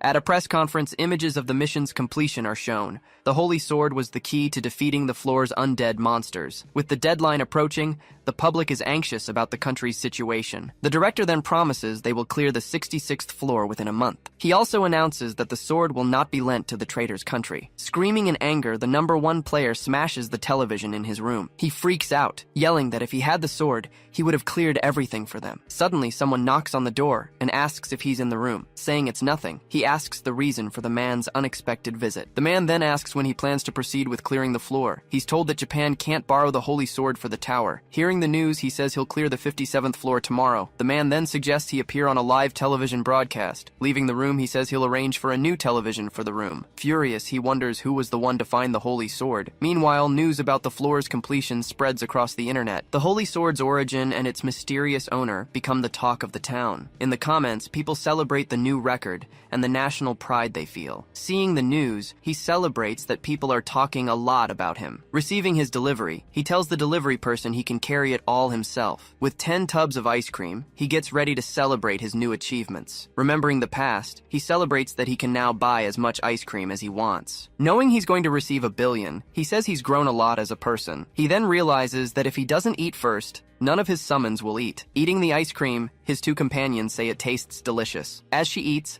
Guyan says a person must be able to control their emotions. Tasting the ice cream, she seems to really enjoy the flavor. With her eyes sparkling, she exclaims that the ice cream tastes amazing. Noticing her reaction, the assassin says he saw the face she just made. She then says she's never tasted food this sweet, not even in the royal palace. Happy with the ice cream, she says she's deeply moved by her master's gift. Hearing about the traitor, she says she wants to perform a ritual. Furious, she says it's absurd for him to put his homeland in danger. She then shouts that he must pay the price for what he did to the country. She asks the young master to get an item the traitor has used before. Worried about her, he says he's against her getting hurt because of him. Agreeing with him, the assassin says the summoner is the best of all. She then thanks him for his consideration, saying the curse won't be a deadly one. With a serious look, she reveals she's going to send karma to the traitor. Confused, he asks what karma is and how it will work on him. She explains that the consequences of his actions will just be received a little sooner. Agreeing with the idea, he says there's no reason not to do it. He then sits and waits as Guyan prepares the karma ritual. Suddenly, the assassin returns from the mission the summoner had given him. Showing the remote control, he says he got the item the traitor used. With the item on the table, he explains it wasn't hard to find the object. Drawing her dagger, she says she will begin the karma ritual right now. With the dagger, she makes a small cut on her finger for the ritual. Letting the blood drip, she calls upon the gods of heaven and earth. She then unleashes her power, causing the remote to be covered in ancient scriptures. Tossing the object into the air, she says karma will weigh on the scales. Floating, the remote control is enveloped by a mysterious red energy. The object is then transformed into a new item, ready for judgment. Falling to the floor, the remote is now a large black iron bar. Saying everything is ready, she warns that it's now up to the heavens. In another scene, the special guest is called to the event stage. Announced as the greatest player, a great misfortune may befall him. As he sits down for the interview, an interpreter gets ready to translate the conversation. Thanking him for being there, the interviewer starts asking the first questions. The interviewer notes his plan to clear the 57th floor today. Smiling at the crowd, he says he wants to support the citizens with his strength. The interviewer then asks him to prioritize his safety above all else. Confidently, he tells them not to worry, as he's cleared the floor before. Holding up 5 fingers, he promises to set a new record. He says he'll try to shorten the record to just a 5-hour mission. Vowing to ensure Japan's safety, he says he will prove his strength to everyone. Entering the tower, he arrives at the 57th floor to begin the mission. Looking around, he remarks that it's been a while. The monsters on this floor are wyverns, considered the kings of the sky and land, but he says he's already mastered their patterns, and it would be strange if he failed. Looking back, he feels something strange and pauses for a moment. He feels a chill and wonders if he's not in top condition today. Grabbing his weapon, he decides he needs to finish the mission and get some rest. Getting into position, he knows it's important to fight one-on-one. He then fires a powerful shot toward one of the monsters. The shot hits its mark, successfully taking down the wyvern. Suddenly, the monster charges, flying straight at him for a direct attack, but he keeps firing, waiting for the right moment to switch weapons. His shots hit the monster's claw, but deal no damage. Surprised, he doesn't understand why the arrow ricocheted in such an odd way. Drawing his sword, he wonders if there was a miscalculation on his part. Seeing 2 wyverns, he says it'll be a bit tough, but he can handle them. After a long battle, he manages to defeat both monsters by himself. He then complains that he hasn't landed a single critical hit today. Taking up his weapon again, he says he won't let his guard down this time. Readying his weapon, he says he'll do everything right this time. Suddenly, he feels a sneeze coming on and can't hold it back. Sneezing unintentionally, he accidentally fires his weapon toward the monsters. The shot hits the largest wyvern, drawing the attention of the others as well. Seeing the 3 wyverns, he says this is crazy and way too much to handle, but he knows giving up isn't an option since he's being broadcast live. The 3 wyverns then unleash a blast of fire at him. As he's hit, he realizes he didn't expect the monsters to attack all at once. Determined to fight, he says he'll use all his skills. He then charges forward, attacking all 3 monsters at once. After the battle, he manages to defeat the 3 wyverns that attacked him. Breathless, he says he had some bad luck, but it all worked out. He managed to hunt 5 monsters in almost an hour of intense combat. Smiling, he knows a 4-hour record will will make a huge impact. Seeing the last monster, he says a powerless attack won't connect. Preparing a counterattack, he backs up to finish the fight against the monster, but suddenly he feels his body sink into something on the ground. Looking down, he realizes he stepped on some wyvern eggs. Annoyed, he can't believe the bad luck he's having right now. The hatchlings then start screeching, drawing the attention of other monsters. Frustrated with the situation, he realizes just how bad the odds are. A flock of wyverns appears, drawn by the cries of the newborn hatchlings. He then screams in rage, unable to believe he hasn't landed a single critical hit. Fleeing from the monsters, he doesn't understand how any of this makes sense. Realizing he's going to die, he decides it's better to be humiliated. The system window then announces that he has forfeited the current tower mission. On stage, a group of girls cheers for the success of Japan's hero. Suddenly, a portal opens, and the player returns to the event stage. Lying on the ground, he drinks a potion to recover from his last battle. Unsure of what happened, the host asks for a round of applause for him. The host asks about the result, but the player remains silent. Furious, he yells at everyone that it's all a load of bullshit. The news spreads that the player failed to clear the floor. 2 days later,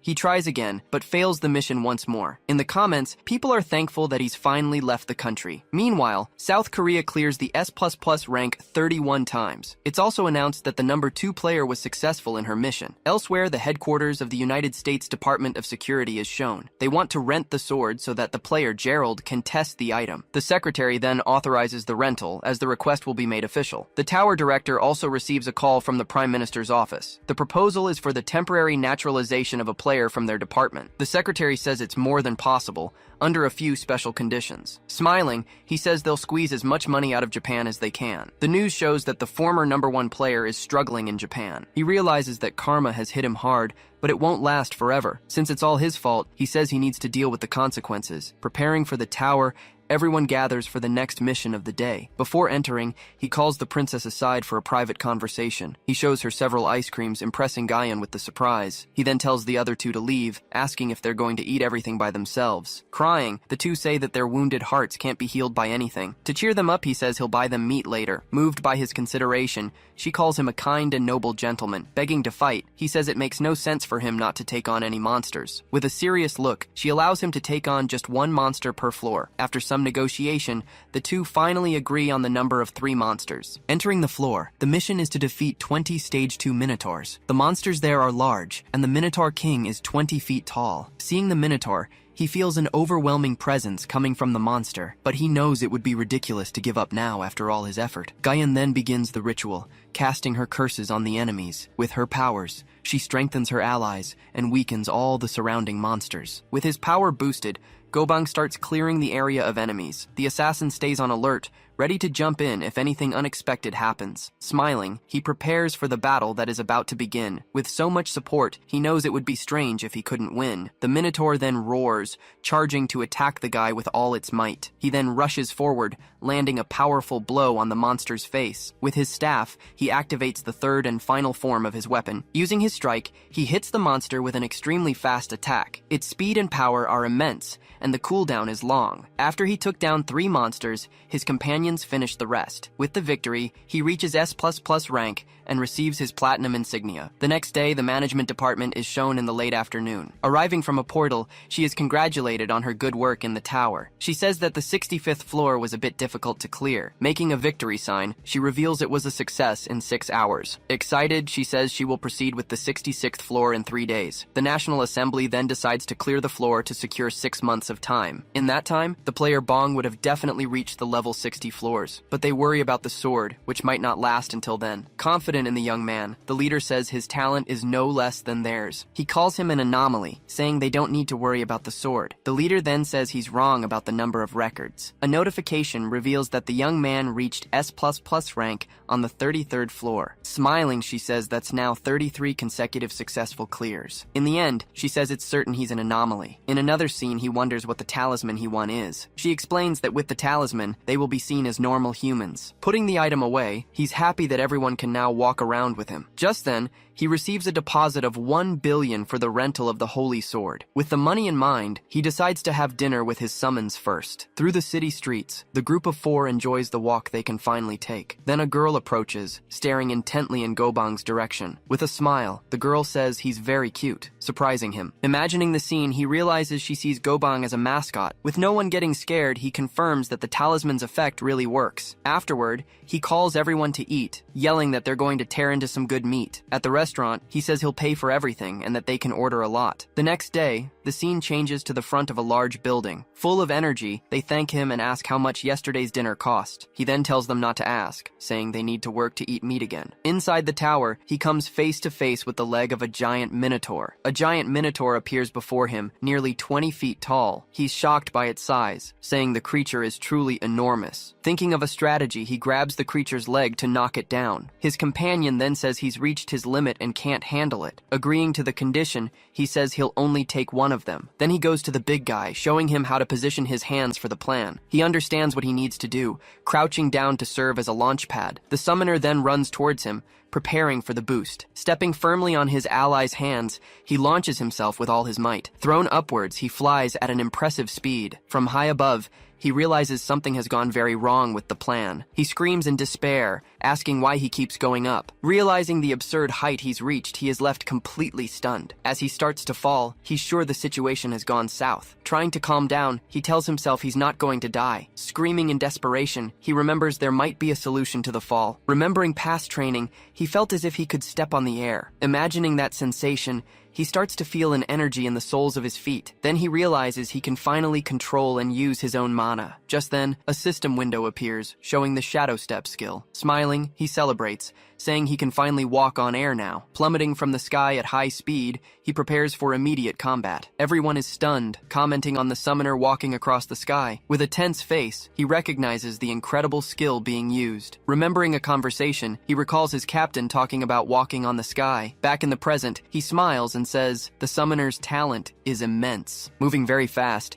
he wonders if he can aim at the speed he's going. Deciding to try, he summons his staff and prepares a new skill. Meanwhile, the monster advances with its claw, ready for a counterattack. Then the two blows collide, causing a huge impact in the center of the arena. Using the attack's recoil, he manages to land a direct hit on his opponent. Impressed, the group praises his talent, saying he deserves a title from Gobang. He replies that he was a little nervous, but everything worked out in the end. At that, his companion announces he'll clean up the rest and fires a precise shot. After the battle, notifications for the completed mission and rewards appear. He's shocked to see the special rune he received as a mission reward. New notifications pop up on the screen, showing his ranking and floor rewards. Returning to the room, he thanks everyone for their good work on the mission. He asks if the rune can evolve a summon, but his friend says no. Excited, Gobang asks if they're going to eat out and praises Korean barbecue. His companion scolds him, saying he eats too much and needs to control himself. Stepping on his foot, the woman says he needs to learn some self-control. Seeing his sadness, he approaches and says he's going to give him something. Confused, Gobang lifts his head and looks at him in surprise. Showing him the rune, he says it's a gift for Gobang to level up. Crying a lot, Gobang thanks him, and he asks why he's crying. On impulse, he hugs him tightly, making the summoner complain about his hair. The scene changes, and a man arrives at China's Special Information Department. In the room, the director questions the lack of news about the tower's completion. His subordinate reports that many of their assets are taking their own lives. Tossing a folder on the table, the director watches as the man asks what it is. He then explains that it's a list of players from South Korea's elite teams. Surprised, the man asks how he got it and why he needs the information. Ignoring the question, he orders him to choose a suitable rookie to bring there. Putting out his cigarette, he warns him not to leave any evidence behind, as usual. Immediately, the soldier salutes, pledging his oath to the great nation. After he leaves, the director comments on not making the same mistakes as Japan. With a smile on his face, he says they can simply kidnap a player. 2 days pass, and the scene shifts to a building on a sunny day. In the kitchen, he complains they could have ordered delivery, but his companion disagrees. His friend asks if he's not going to eat, but he refuses to eat ramen again. Checking the system, he realizes he still can't summon his Gobang and wonders why. Then his companion explains that soul evolution is dangerous and can fail. She scolds him for scaring the master, explaining that he wasn't deleted. With a smile, she says there must be another reason he can't be summoned. She continues, explaining that during massive rank jumps, the summon disappears for days. Happy, his friend says Gobang's soul is pure, and he scolds him. Realizing the situation, he is astonished to note that Gobang would be at his level. Laughing at his reaction, the protagonist invites him to a cafe later. Back in the room, he starts to think about Gobang possibly returning even bigger. Worried, he wonders if he'll need a bigger place for everyone to live together. Switching to a coffee shop, he asks his friend if he's seen the news. His friend says the 66th floor raid will probably happen tomorrow. Right after, he cries, saying he wanted to hold the hand of a famous heroine. Carrying a tray, the other companion arrives with the drinks and cakes. While drinking something, his phone vibrates and he answers a call from leader Jaeon. On the call, the leader congratulates him on the record and says he needs to tell him something. He then mentions the penthouse that belonged to Yu Cheolman,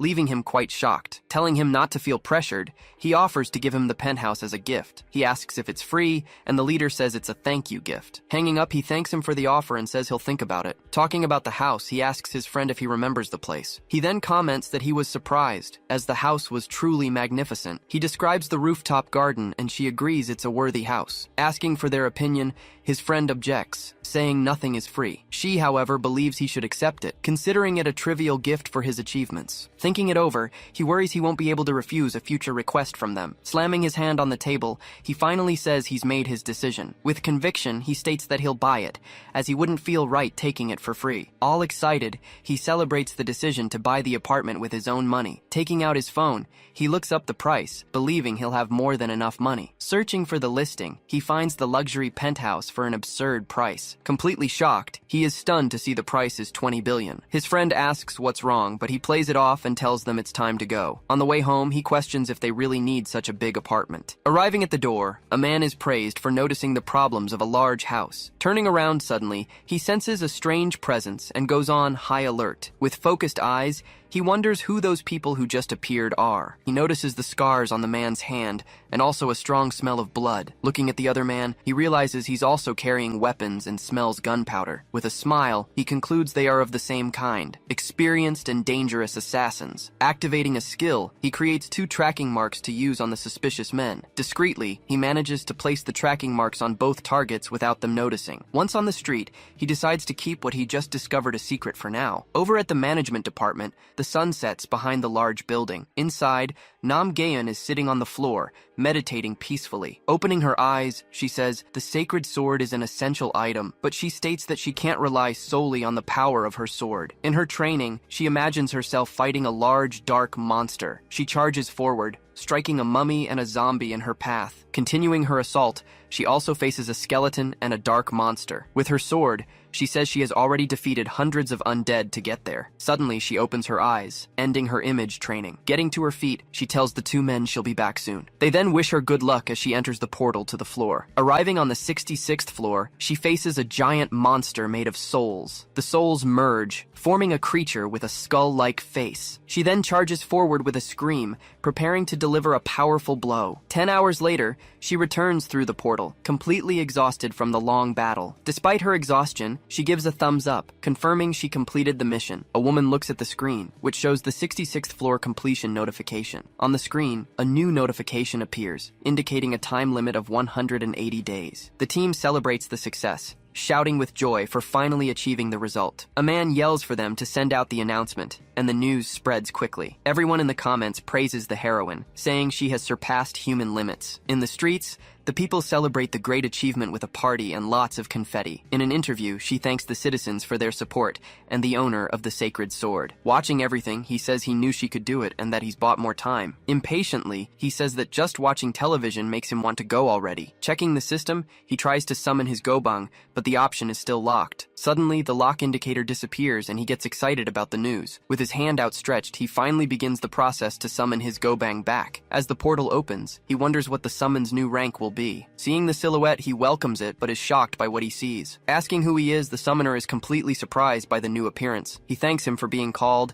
and his new SSR character sheet appears. His other companion is also summoned and doesn't understand what's happening. Even the other companion appears, saluting in a very clumsy way. Startled, he asks if the summoner has revealed their existence to other people. Pointing, he says that person is Gobang, who changed after evolving. To test him, he asks Gobang to recite the 3 principles of the summoned. He then recites the first principle in a confused manner, confirming it's really him. With the team assembled, the summoner decides it's time to enter the tower. Passing through the portal, they arrive together on the 34th floor of the Black Tower. Gobang announces he'll take the lead, and that the others can follow him. He's worried about Gobang's new body, questioning if it can handle it. He then suggests that Gobang use support items before moving forward, but Gobang refuses the item, saying he wants to test his new body alone. Kneeling, he asks the summoner to trust in his new SSR strength. Despite hesitating, he agrees to the request, and decides to trust his companion. Whispering, his friend tells him to be ready to intervene if something goes wrong. Walking ahead, Gobang approaches the 2 monsters and stares them down. With a shout, he loudly taunts all the enemies at once. At that moment, all the monsters in the area turn towards him. Confused, he questions the strategy, since he was supposed to hunt them one by one. Then, Gobang's body begins to grow,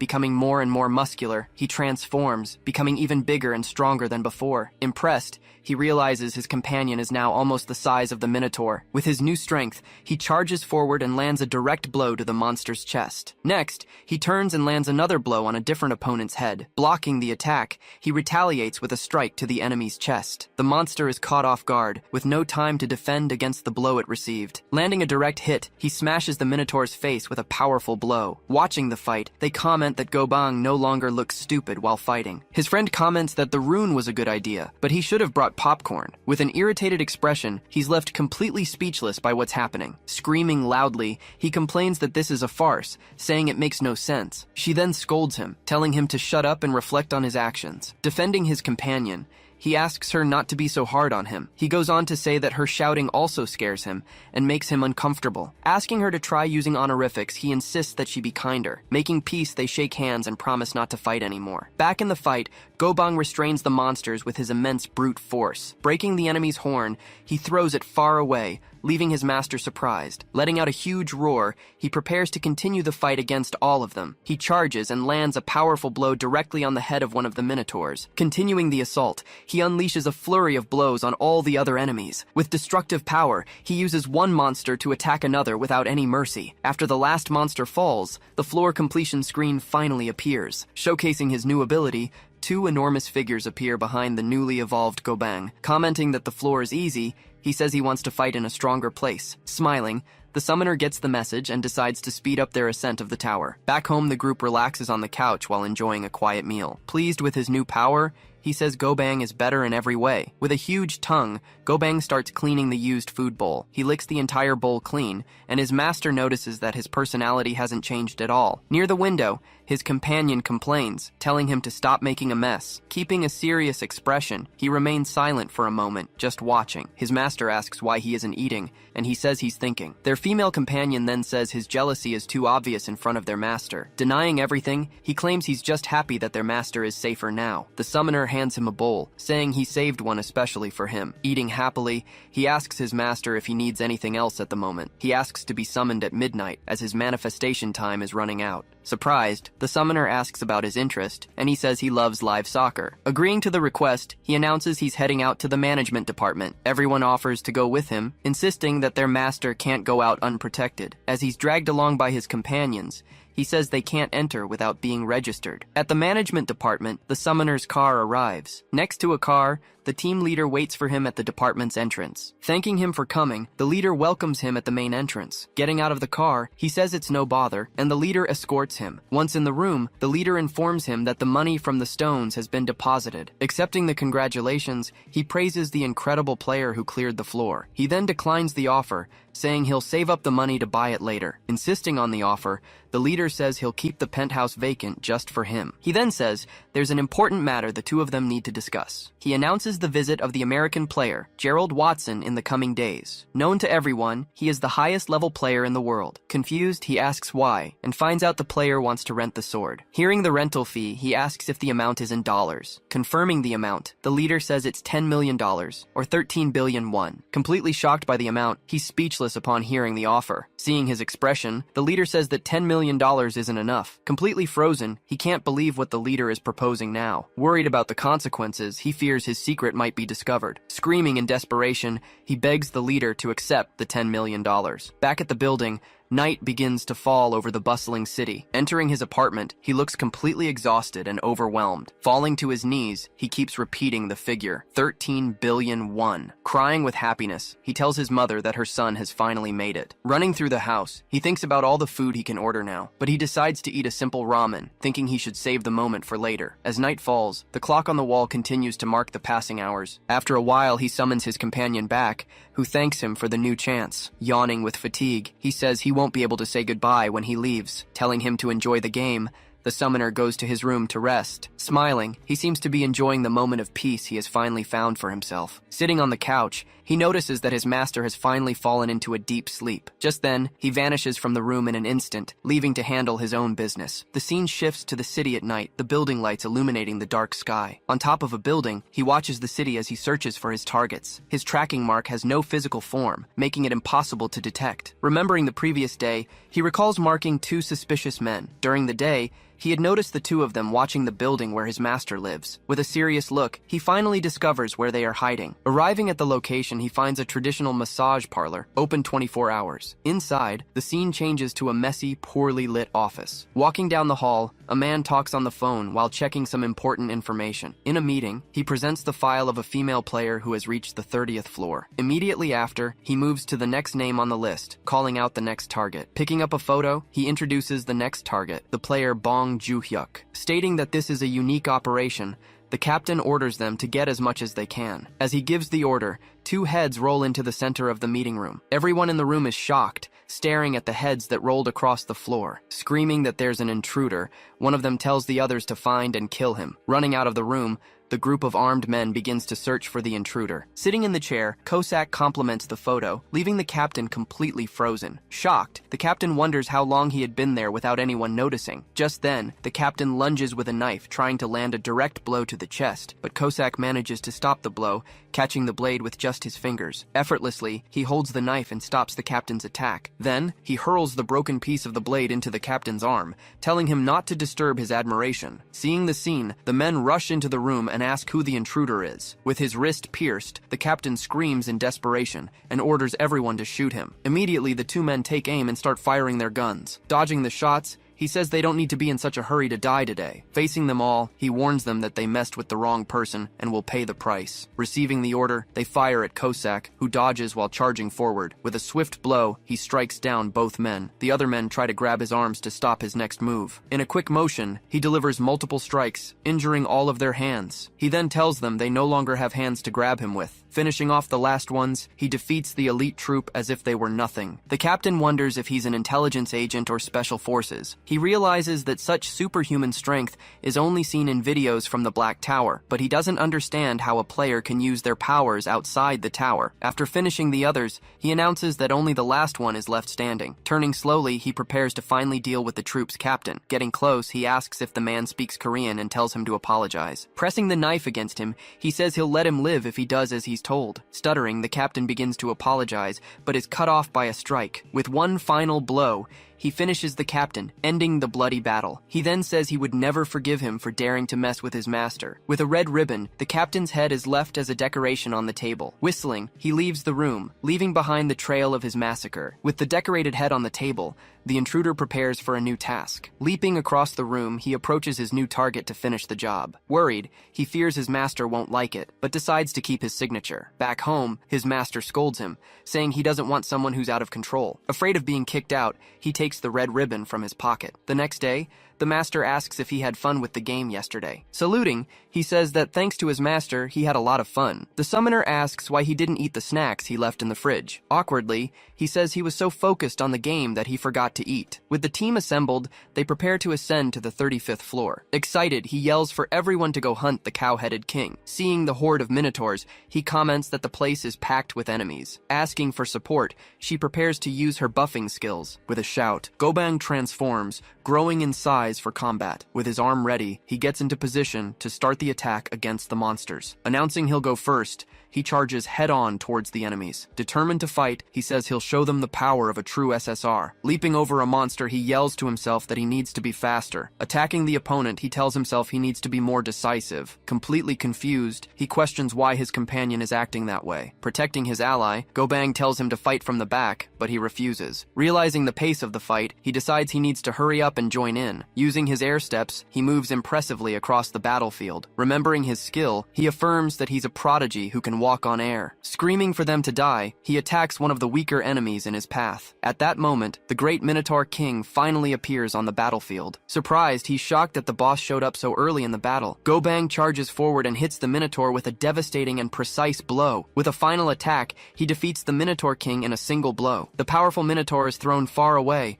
and a light signals the end of the fight. Impressed, he praises Gobang's strength, saying what he saw was incredible. Fallen on the ground, the other companion laments not being able to defeat the boss. After the victory, the floor completion notification appears with the rewards. Changing scenes, the massacre site is now surrounded by police officers and squad cars. Inside, evidence of the massacre is marked and scattered across the floor. Lifting the tape, the investigator enters the building to analyze the crime scene. Arriving there, he introduces himself and his partner to the lead investigator. Thanking them for coming, the investigator invites them in to see the photos. He then shows the photos of the victims, confirming they were his department's employees. Kneeling on the floor, he confirms the data was leaked, but he doesn't know how. With a shocked expression, he turns and looks back, startled by something. Seeing the photo, he's shocked to learn that the player's information was also leaked. Ordering the executives to gather, he calls for an emergency meeting with all staff. Back at his house, he gets excited to finally see the floor rewards. Suggesting a prayer, his friend says it's better to pray before claiming the prizes. Then she warns that the water from the filter isn't pure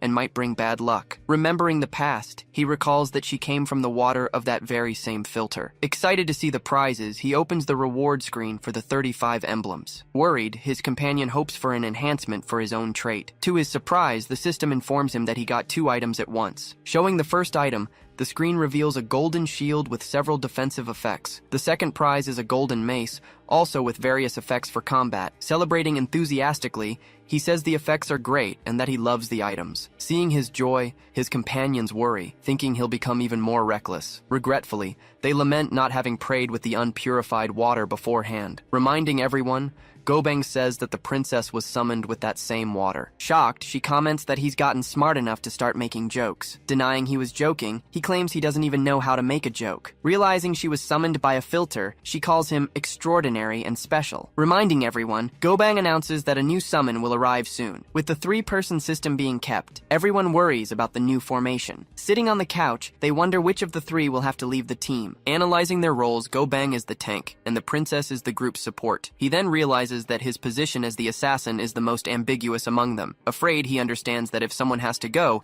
it will definitely be him. She says a useless servant should leave on their own to make way for a more useful one. Alone in the room, he laments, accepting this undeniable reality. Getting an idea, he says he can get an upgrade if he reaches the 40th floor. His companion yells at him, asking if he'd make their master take a risk for his sake. She continues, saying the decision to climb the floors is up to their master alone. Agreeing with her, he accepts he'll leave gracefully, as it's been fun so far. Leaving the room, the summoner asks who told him to leave. Startled, Gobang denies it was him, saying he was just considering a hypothetical situation. He then asks if Gobang would leave if a better shield knight showed up. Next, he asks the princess if she would leave if a priestess were summoned. With his hands on his hips, he warns that he's not leaving anyone behind in the tower. Crying with emotion, his companion thanks him, and the summoner apologizes for the situation. Determined, he says they'll keep clearing floors until they can summon all 4. He then suggests they stop hunting monsters until the upgrade, but everyone offers to help. Shouting that he's in, he celebrates the master's decision with his friends. In the meeting room, a man says this isn't a simple murder case. He explains the victims weren't civilians and that it was a kidnapping attempt. The director of the National Intelligence Service reveals that all the victims were trained soldiers. He continues, saying the owner of the Holy Sword was also one of the targets. Agreeing, he laments the lack of evidence since everyone involved was killed. A man then claims that the main suspect in all of this is China. He says it was pure luck that the kidnapping attempt failed. The next day, the group enters the 36th floor of the Black Tower. Excited, they all say they're ready to push for the tower's next benefit. On the new floors, they encounter ogres, smaller but much faster monsters. Despite the ogre's speed, Gobang proves to be even faster. With a single blow, he defeats the enemies with his enhanced strength and speed. Using her ability, the princess traps the ogres, preventing them from moving. With a frantic cry, the assassin charges forward and attacks the trapped enemies. With the floor cleared, he announces they'll continue at the same frantic pace. The next day, they face super-fast ogres that move at the speed of light. On the 38th floor, they find ogres that attack by forcefully jumping from the sky. Despite the new enemies, Gobang proves to be even stronger and faster. On the floor above, he effortlessly holds an ogre by the neck. There, the ogres used hit-and-run tactics, trying to buy time in the battle. Even with their tactics, Gobang proves to be superior in both strength and speed. Realizing its defeat, the ogre breaks into a cold sweat and curses in frustration. Using a new tactic, he throws the ogres into the air and defeats them all. After the battles, the floor completion screens appear one after another. After 5 days of victories, online comments praise the team's insane speed. The next day, he notices the building's security has been tightened, but he needs to leave. Afraid of looking suspicious, he approaches the security guard to try to get by. Remembering his talisman, he manages to walk past the guard without being recognized. Relieved, he gets out of the building and hails a taxi to his next destination. In the taxi, he asks the driver to head to the traditional market and to step on it. Offering extra money, he convinces the driver to speed up, who tells him to buckle up. Arriving at the market, he summons his companion, apologizing for pulling him out of the bathroom. Walking through the market, they start shopping for their new journey. The stalls display a variety of fresh, colorful fruits for customers. They also find various local dishes and mouth-watering skewers. Stopping at a stall,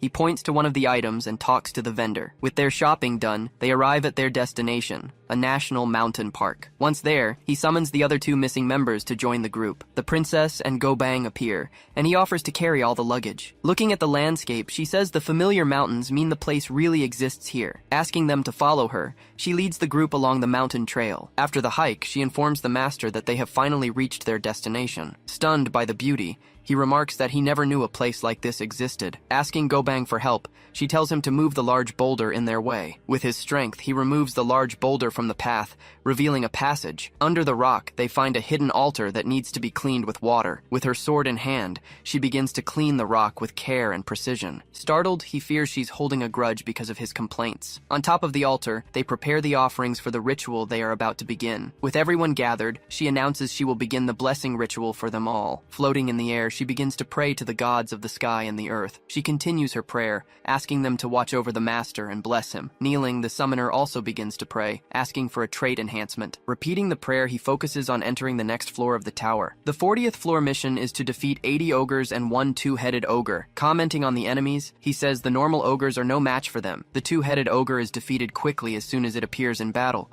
With the victory, completion notifications and the floor's rewards appear. Anxious, he asks for silence and prepares to finally check his inventory. A system notification announces that a roulette ticket has been sent to his inventory. Looking at the roulette wheel, he comments on the various prize categories he can win. Searching carefully, he finally finds the trait enhancement option on the wheel, but he notices the prize section is as thin as a needle. Explaining the situation, he says the chance of getting what he wants is minimal. He asks if anyone wants to tear the ticket, but everyone suddenly gets busy. With the ticket in hand, he asks everyone not to curse him out if he doesn't get the prize. Hoping for the prize, he tears the ticket and activates the prize wheel. Nervously, he complains that the wheel is spinning for too long and feels dizzy. Suddenly, the wheel starts to slow down, and he watches intently. Celebrating prematurely, he says that even the ritual helped with the wheel. Almost stopping on the prize, he yells for the wheel to stop exactly where he wants it to. Holding his breath, he prays for the wheel to land on the right option. The wheel stops, and the pointer lands exactly on the trait enhancement option. With his arms in the air, he shouts that he won the prize so easily. His companions celebrate, praising their young master's incredible luck. The system then announces that the awakened trait has been upgraded to 4 summons. With the summon on cooldown,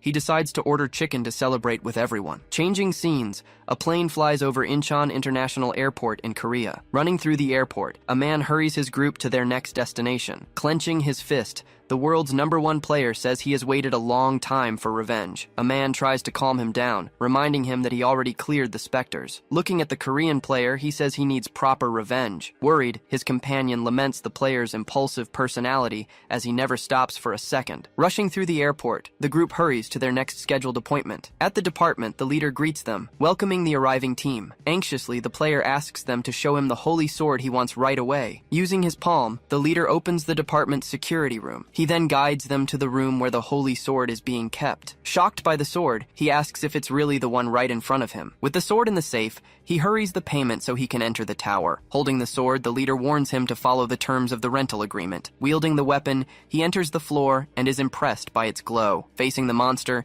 he says he will defeat them all one by one. 20 minutes later, he is shocked at the speed with which he defeated the enemies. With the sword in hand, he says the test was worth it and he will rent it again. 5 days later, a "Do Not Disturb" sign is seen on the room door. Lying in bed, he prepares for a long-awaited day of rest. With his eyes open, he remembers that today is the day of the random summon. He recalls his companion's advice to proceed with a calm mind. Following her advice, he fasted and even told his family not to contact him. Despite having money, he only ate ramen to rid himself of greed and ensure success. At the appointed time, he gathers all his companions for the summoning. Welcoming them, he notices everyone has a serious and nervous expression. With his hand outstretched, he shouts and begins the system's random summoning ritual. A notification for the start of the summon appears, and a portal begins to form. He finds it strange that the light from the summon is much smaller than usual. Suddenly, the portal opens with a small explosion, surprising everyone in the room. Emerging from the portal, a small, cute creature appears unexpectedly. With a smile, the little hamster introduces itself to its new summoner. The new servant's information screen appears, showing its rare worker status. Shocked, he can't believe that, after all that, he ended up summoning a hamster. Disappointed, he says he honestly thinks the summon was a huge mistake. His companions, however,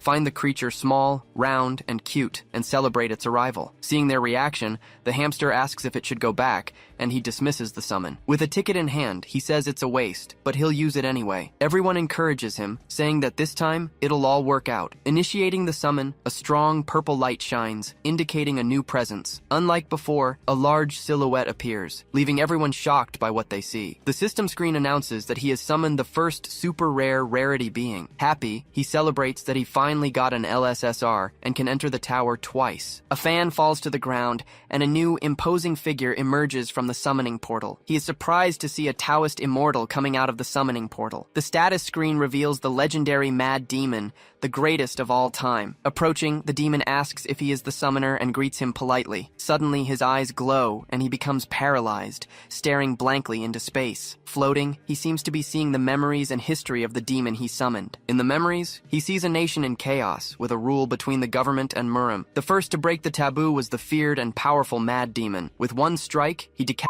the emperor and hung his head in the market square. Declared a public enemy, he lost his life after 7 days of intense battles. Coming to his senses, he realizes that despite being vicious, the demon is very strong. Introducing his companions, he notices they are all paralyzed with fear. The demon turns and says he has no desire to speak with inferior creatures. He then asks how many towers have collapsed in that world so far. Not understanding, he says he doesn't really know, and the demon continues to question him. He explains that a tower's collapse is an omen of the world's destruction. The demon also reveals that the tower's flaw is that there are nationality restrictions. With the demon by his side, he says the summoner's country will be safe, but he questions what good that would do, if the rest of the world will perish anyway. Saying he doesn't wish for the end, he announces that he will help him on his journey. With a smile on his face, the demon asks if he really wants to know how. Shouting, the demon says he will conquer the world and make the summoner the emperor. Startled, he pleads with him not to do it, treating it as a direct order. Refusing the order, he says it's something that must be done to save everyone. He states that it's his third principle and that he will eradicate the country's politicians. Shouting for him to stop, they all step in front, asking if he's gone mad. Sensing their intent, he turns and asks how they dare to aim at him. With his eye glowing, he warns that he will slice one of them up as a warning. Stepping closer, he says that he understands now and the demon asks if he has comprehended. Holding his hand out in front, he yells that he understands the danger and unsummons the demon. As he is being unsummoned, the demon complains about the order, disappearing against his will. 3 hours later, they are all celebrating together, tossing the little hamster into the air. The hamster is confused in midair, not understanding the reason for all the celebration. At the airport, he says he's glad he enjoyed testing the sword. The director complains that he rented it twice without getting a discount. Recalling some news, he mentions hearing the leader will be promoted soon. Awkwardly, the leader realizes that news really does travel fast for them. Shaking hands, they say their goodbyes, and the director congratulates him on the promotion. Eagerly, the director tries to get some information about the sword. Turning his back, he wishes them a safe trip and says goodbye to the director and his team. Walking through the airport, he comments that the US will try to rent the sword again. Smiling, he celebrates that the visit earned them a $20 million profit. Happily, he says the player will be pleased with the news of $26 billion. With a bandana, the hamster gets ready to start cleaning the house. Guyon shouts for everyone to lift their feet so the hamster can clean. Dashing through the house, the hamster starts cleaning everything with great speed and agility. Wiping away dust, he goes through every corner of the house, making everything shine. He takes out the trash and organizes the whole mess,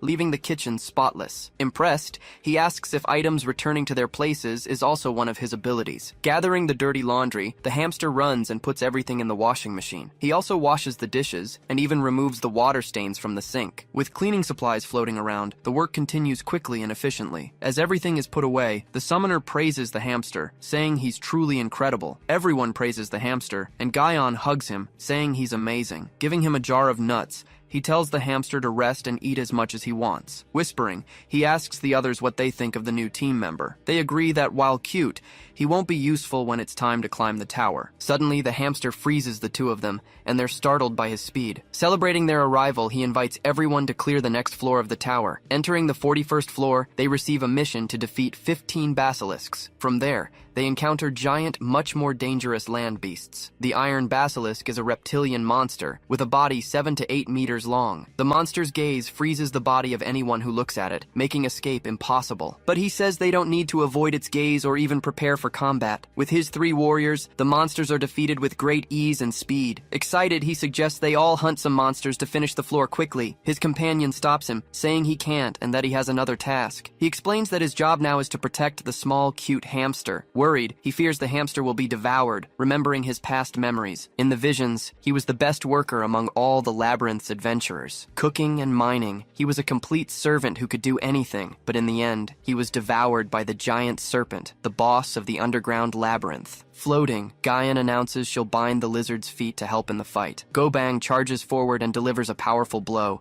knocking the basilisk to the ground. Watching the fight, he realizes he needs to look after the hamster, since everyone else is busy. He tells the hamster to stay by his side, but realizes he has already vanished. Desperate, he shouts for the hamster, who was right next to him a second ago. Hearing a noise, he turns around and is surprised by what he finds. Near a hole, the hamster is digging in the dirt, and he wonders when he got there. Shouting, he runs to save the hamster, who has disappeared into the forest. He tries to hit the monster, but the hamster disappears again, leaving him confused. Spotting the hamster, he sees him running and hiding under a tree. Running so fast, he wonders how the hamster is so quick on such short legs. He realizes that the hamster is actually rolling across the ground like a ball. While he's chasing him, the floor completion notifications appear for everyone. Regretting not having fought, he realizes he spent the whole time chasing the hamster. Thanking everyone, he praises their hard work in the floor's battle. Back at home, the hamster plops down on the floor, looking disappointed about something. He starts to cry, leaving his master confused and unsure of the reason for his tears. The hamster explains that the raid ended too quickly, and he didn't get to help. Apologizing, he says he only managed to gather a small number of items. Showing what he got, he reveals that he collected some herbs from the forest. In addition,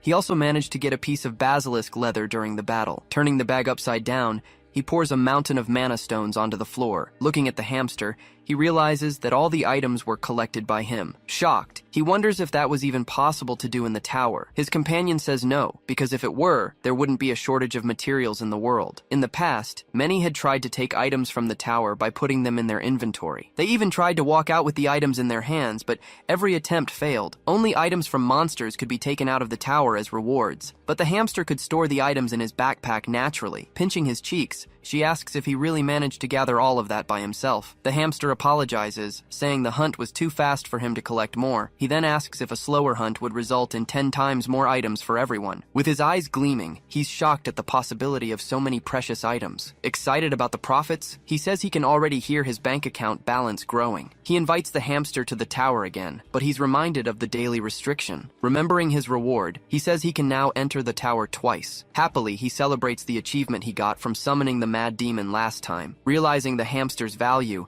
he regrets almost sending him away before. With the hamster on his back, he yells for everyone to escort the Lord and his fortune. Entering the 41st floor, the mission is clear, and the group gets ready. Warning that it's a repeat, he asks everyone to go slow so the hamster can work. Everyone agrees to prolong the fight so the hamster can gather the items. The hamster uses an item to find out where the best materials on the floor are. Shouting for them to clear a path, the hamster runs ahead to start gathering items. The iron basilisk appears, and everyone prepares for the battle to begin. With a roar, the monster attacks, but it's surprised by the group's strength. Gobang uses his skill and grows to fight the giant monster. Grabbing the basilisk, he easily throws it to the ground, showing off his strength. With powerful blows, he attacks the monster, holding it down so it can't escape. With the monster defeated, he hands it over to the hamster to begin its work. Startled, the hamster falls to the ground, shocked by Gobang's brutality. Everyone scolds Gobang, telling him he scared the small, fragile hamster. The hamster explains that the hide was ruined because of Gobang's blows. In that case, he summons his golden mace for a new combat strategy. Remembering its effects, he says it's time to use his new weapon. Wielding the mace, he announces he'll hunt a monster without ruining the hide. The hamster stops him, saying the blow will freeze and shatter the monster's hide. With a new routine,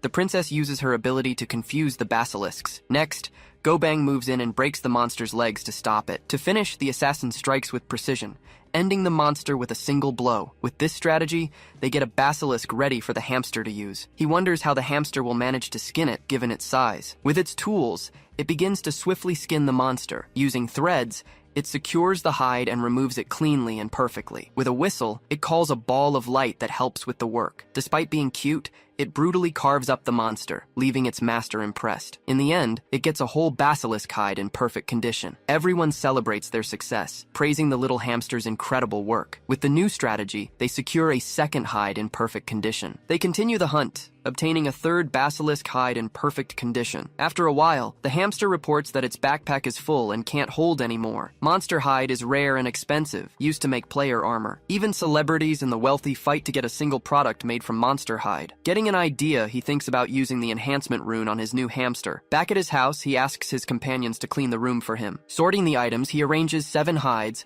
50 kilograms of stones, and various herbs. The hamster announces it can bring 100 times more, leaving its master shocked. Moving everything to his inventory, he realizes half the space is already filled. With the house full of items, he realizes the place is a mess. Sitting on the couch, he understands he can't postpone moving anymore. Lamenting, he realizes his standards for a home have risen, and he cries looking at his phone. He's shocked to learn that the US has rented the sword twice in a row. Remembering the visit, he recalls the player entering the Sacred Swords room. With his phone in hand, he realizes he can now afford the penthouse he wanted. On a beach, the calm waves show a moment of peace and tranquility. Kneeling in the sand, he thanks America and the player who saved him. Clapping his hands, he gathers everyone to make a very important announcement. His companions gather around, ready to hear what their master has to say. Showing them his phone, he announces they're moving to the new penthouse. They all remember the house and question him about the difficulty of maintaining it. The hamster starts running, and the princess yells for it to lift its feet. With the hamster, he realizes he doesn't need to worry about cleaning the house. He comments that the day was a storm, with a failure turning into a stroke of luck. Remembering the demon, he laughs at the idea of world conquest,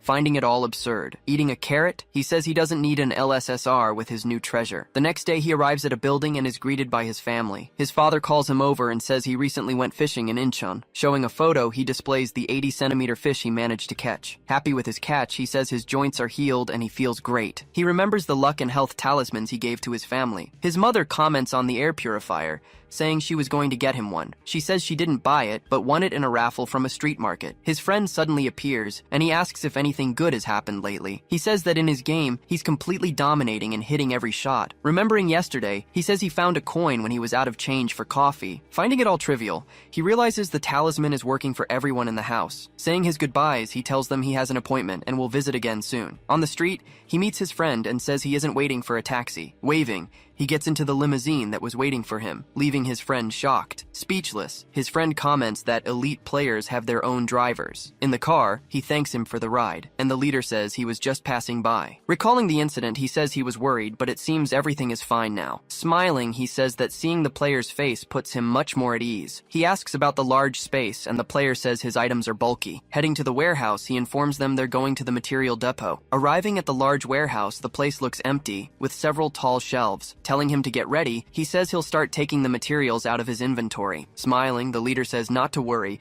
that he's seen it all. Pulling out the first item, a huge monster hide appears, startling the leader. With wide eyes, he yells, unable to believe that thing is a monster. Falling to the floor, he's terrified by the size of the hide that just appeared. Still on the floor, he stares at the hide, trying to understand what's happening. The summoner apologizes, saying he warned him he might be surprised by the item. Recognizing the item, he realizes it's a complete hide from an iron basilisk. Warning that he's about to take out the rest, he leaves the leader even more scared and confused. Smiling, he shows his inventory, revealing he has 6 more of those hides. Shocked, the leader wonders what kind of player he is to have so many items.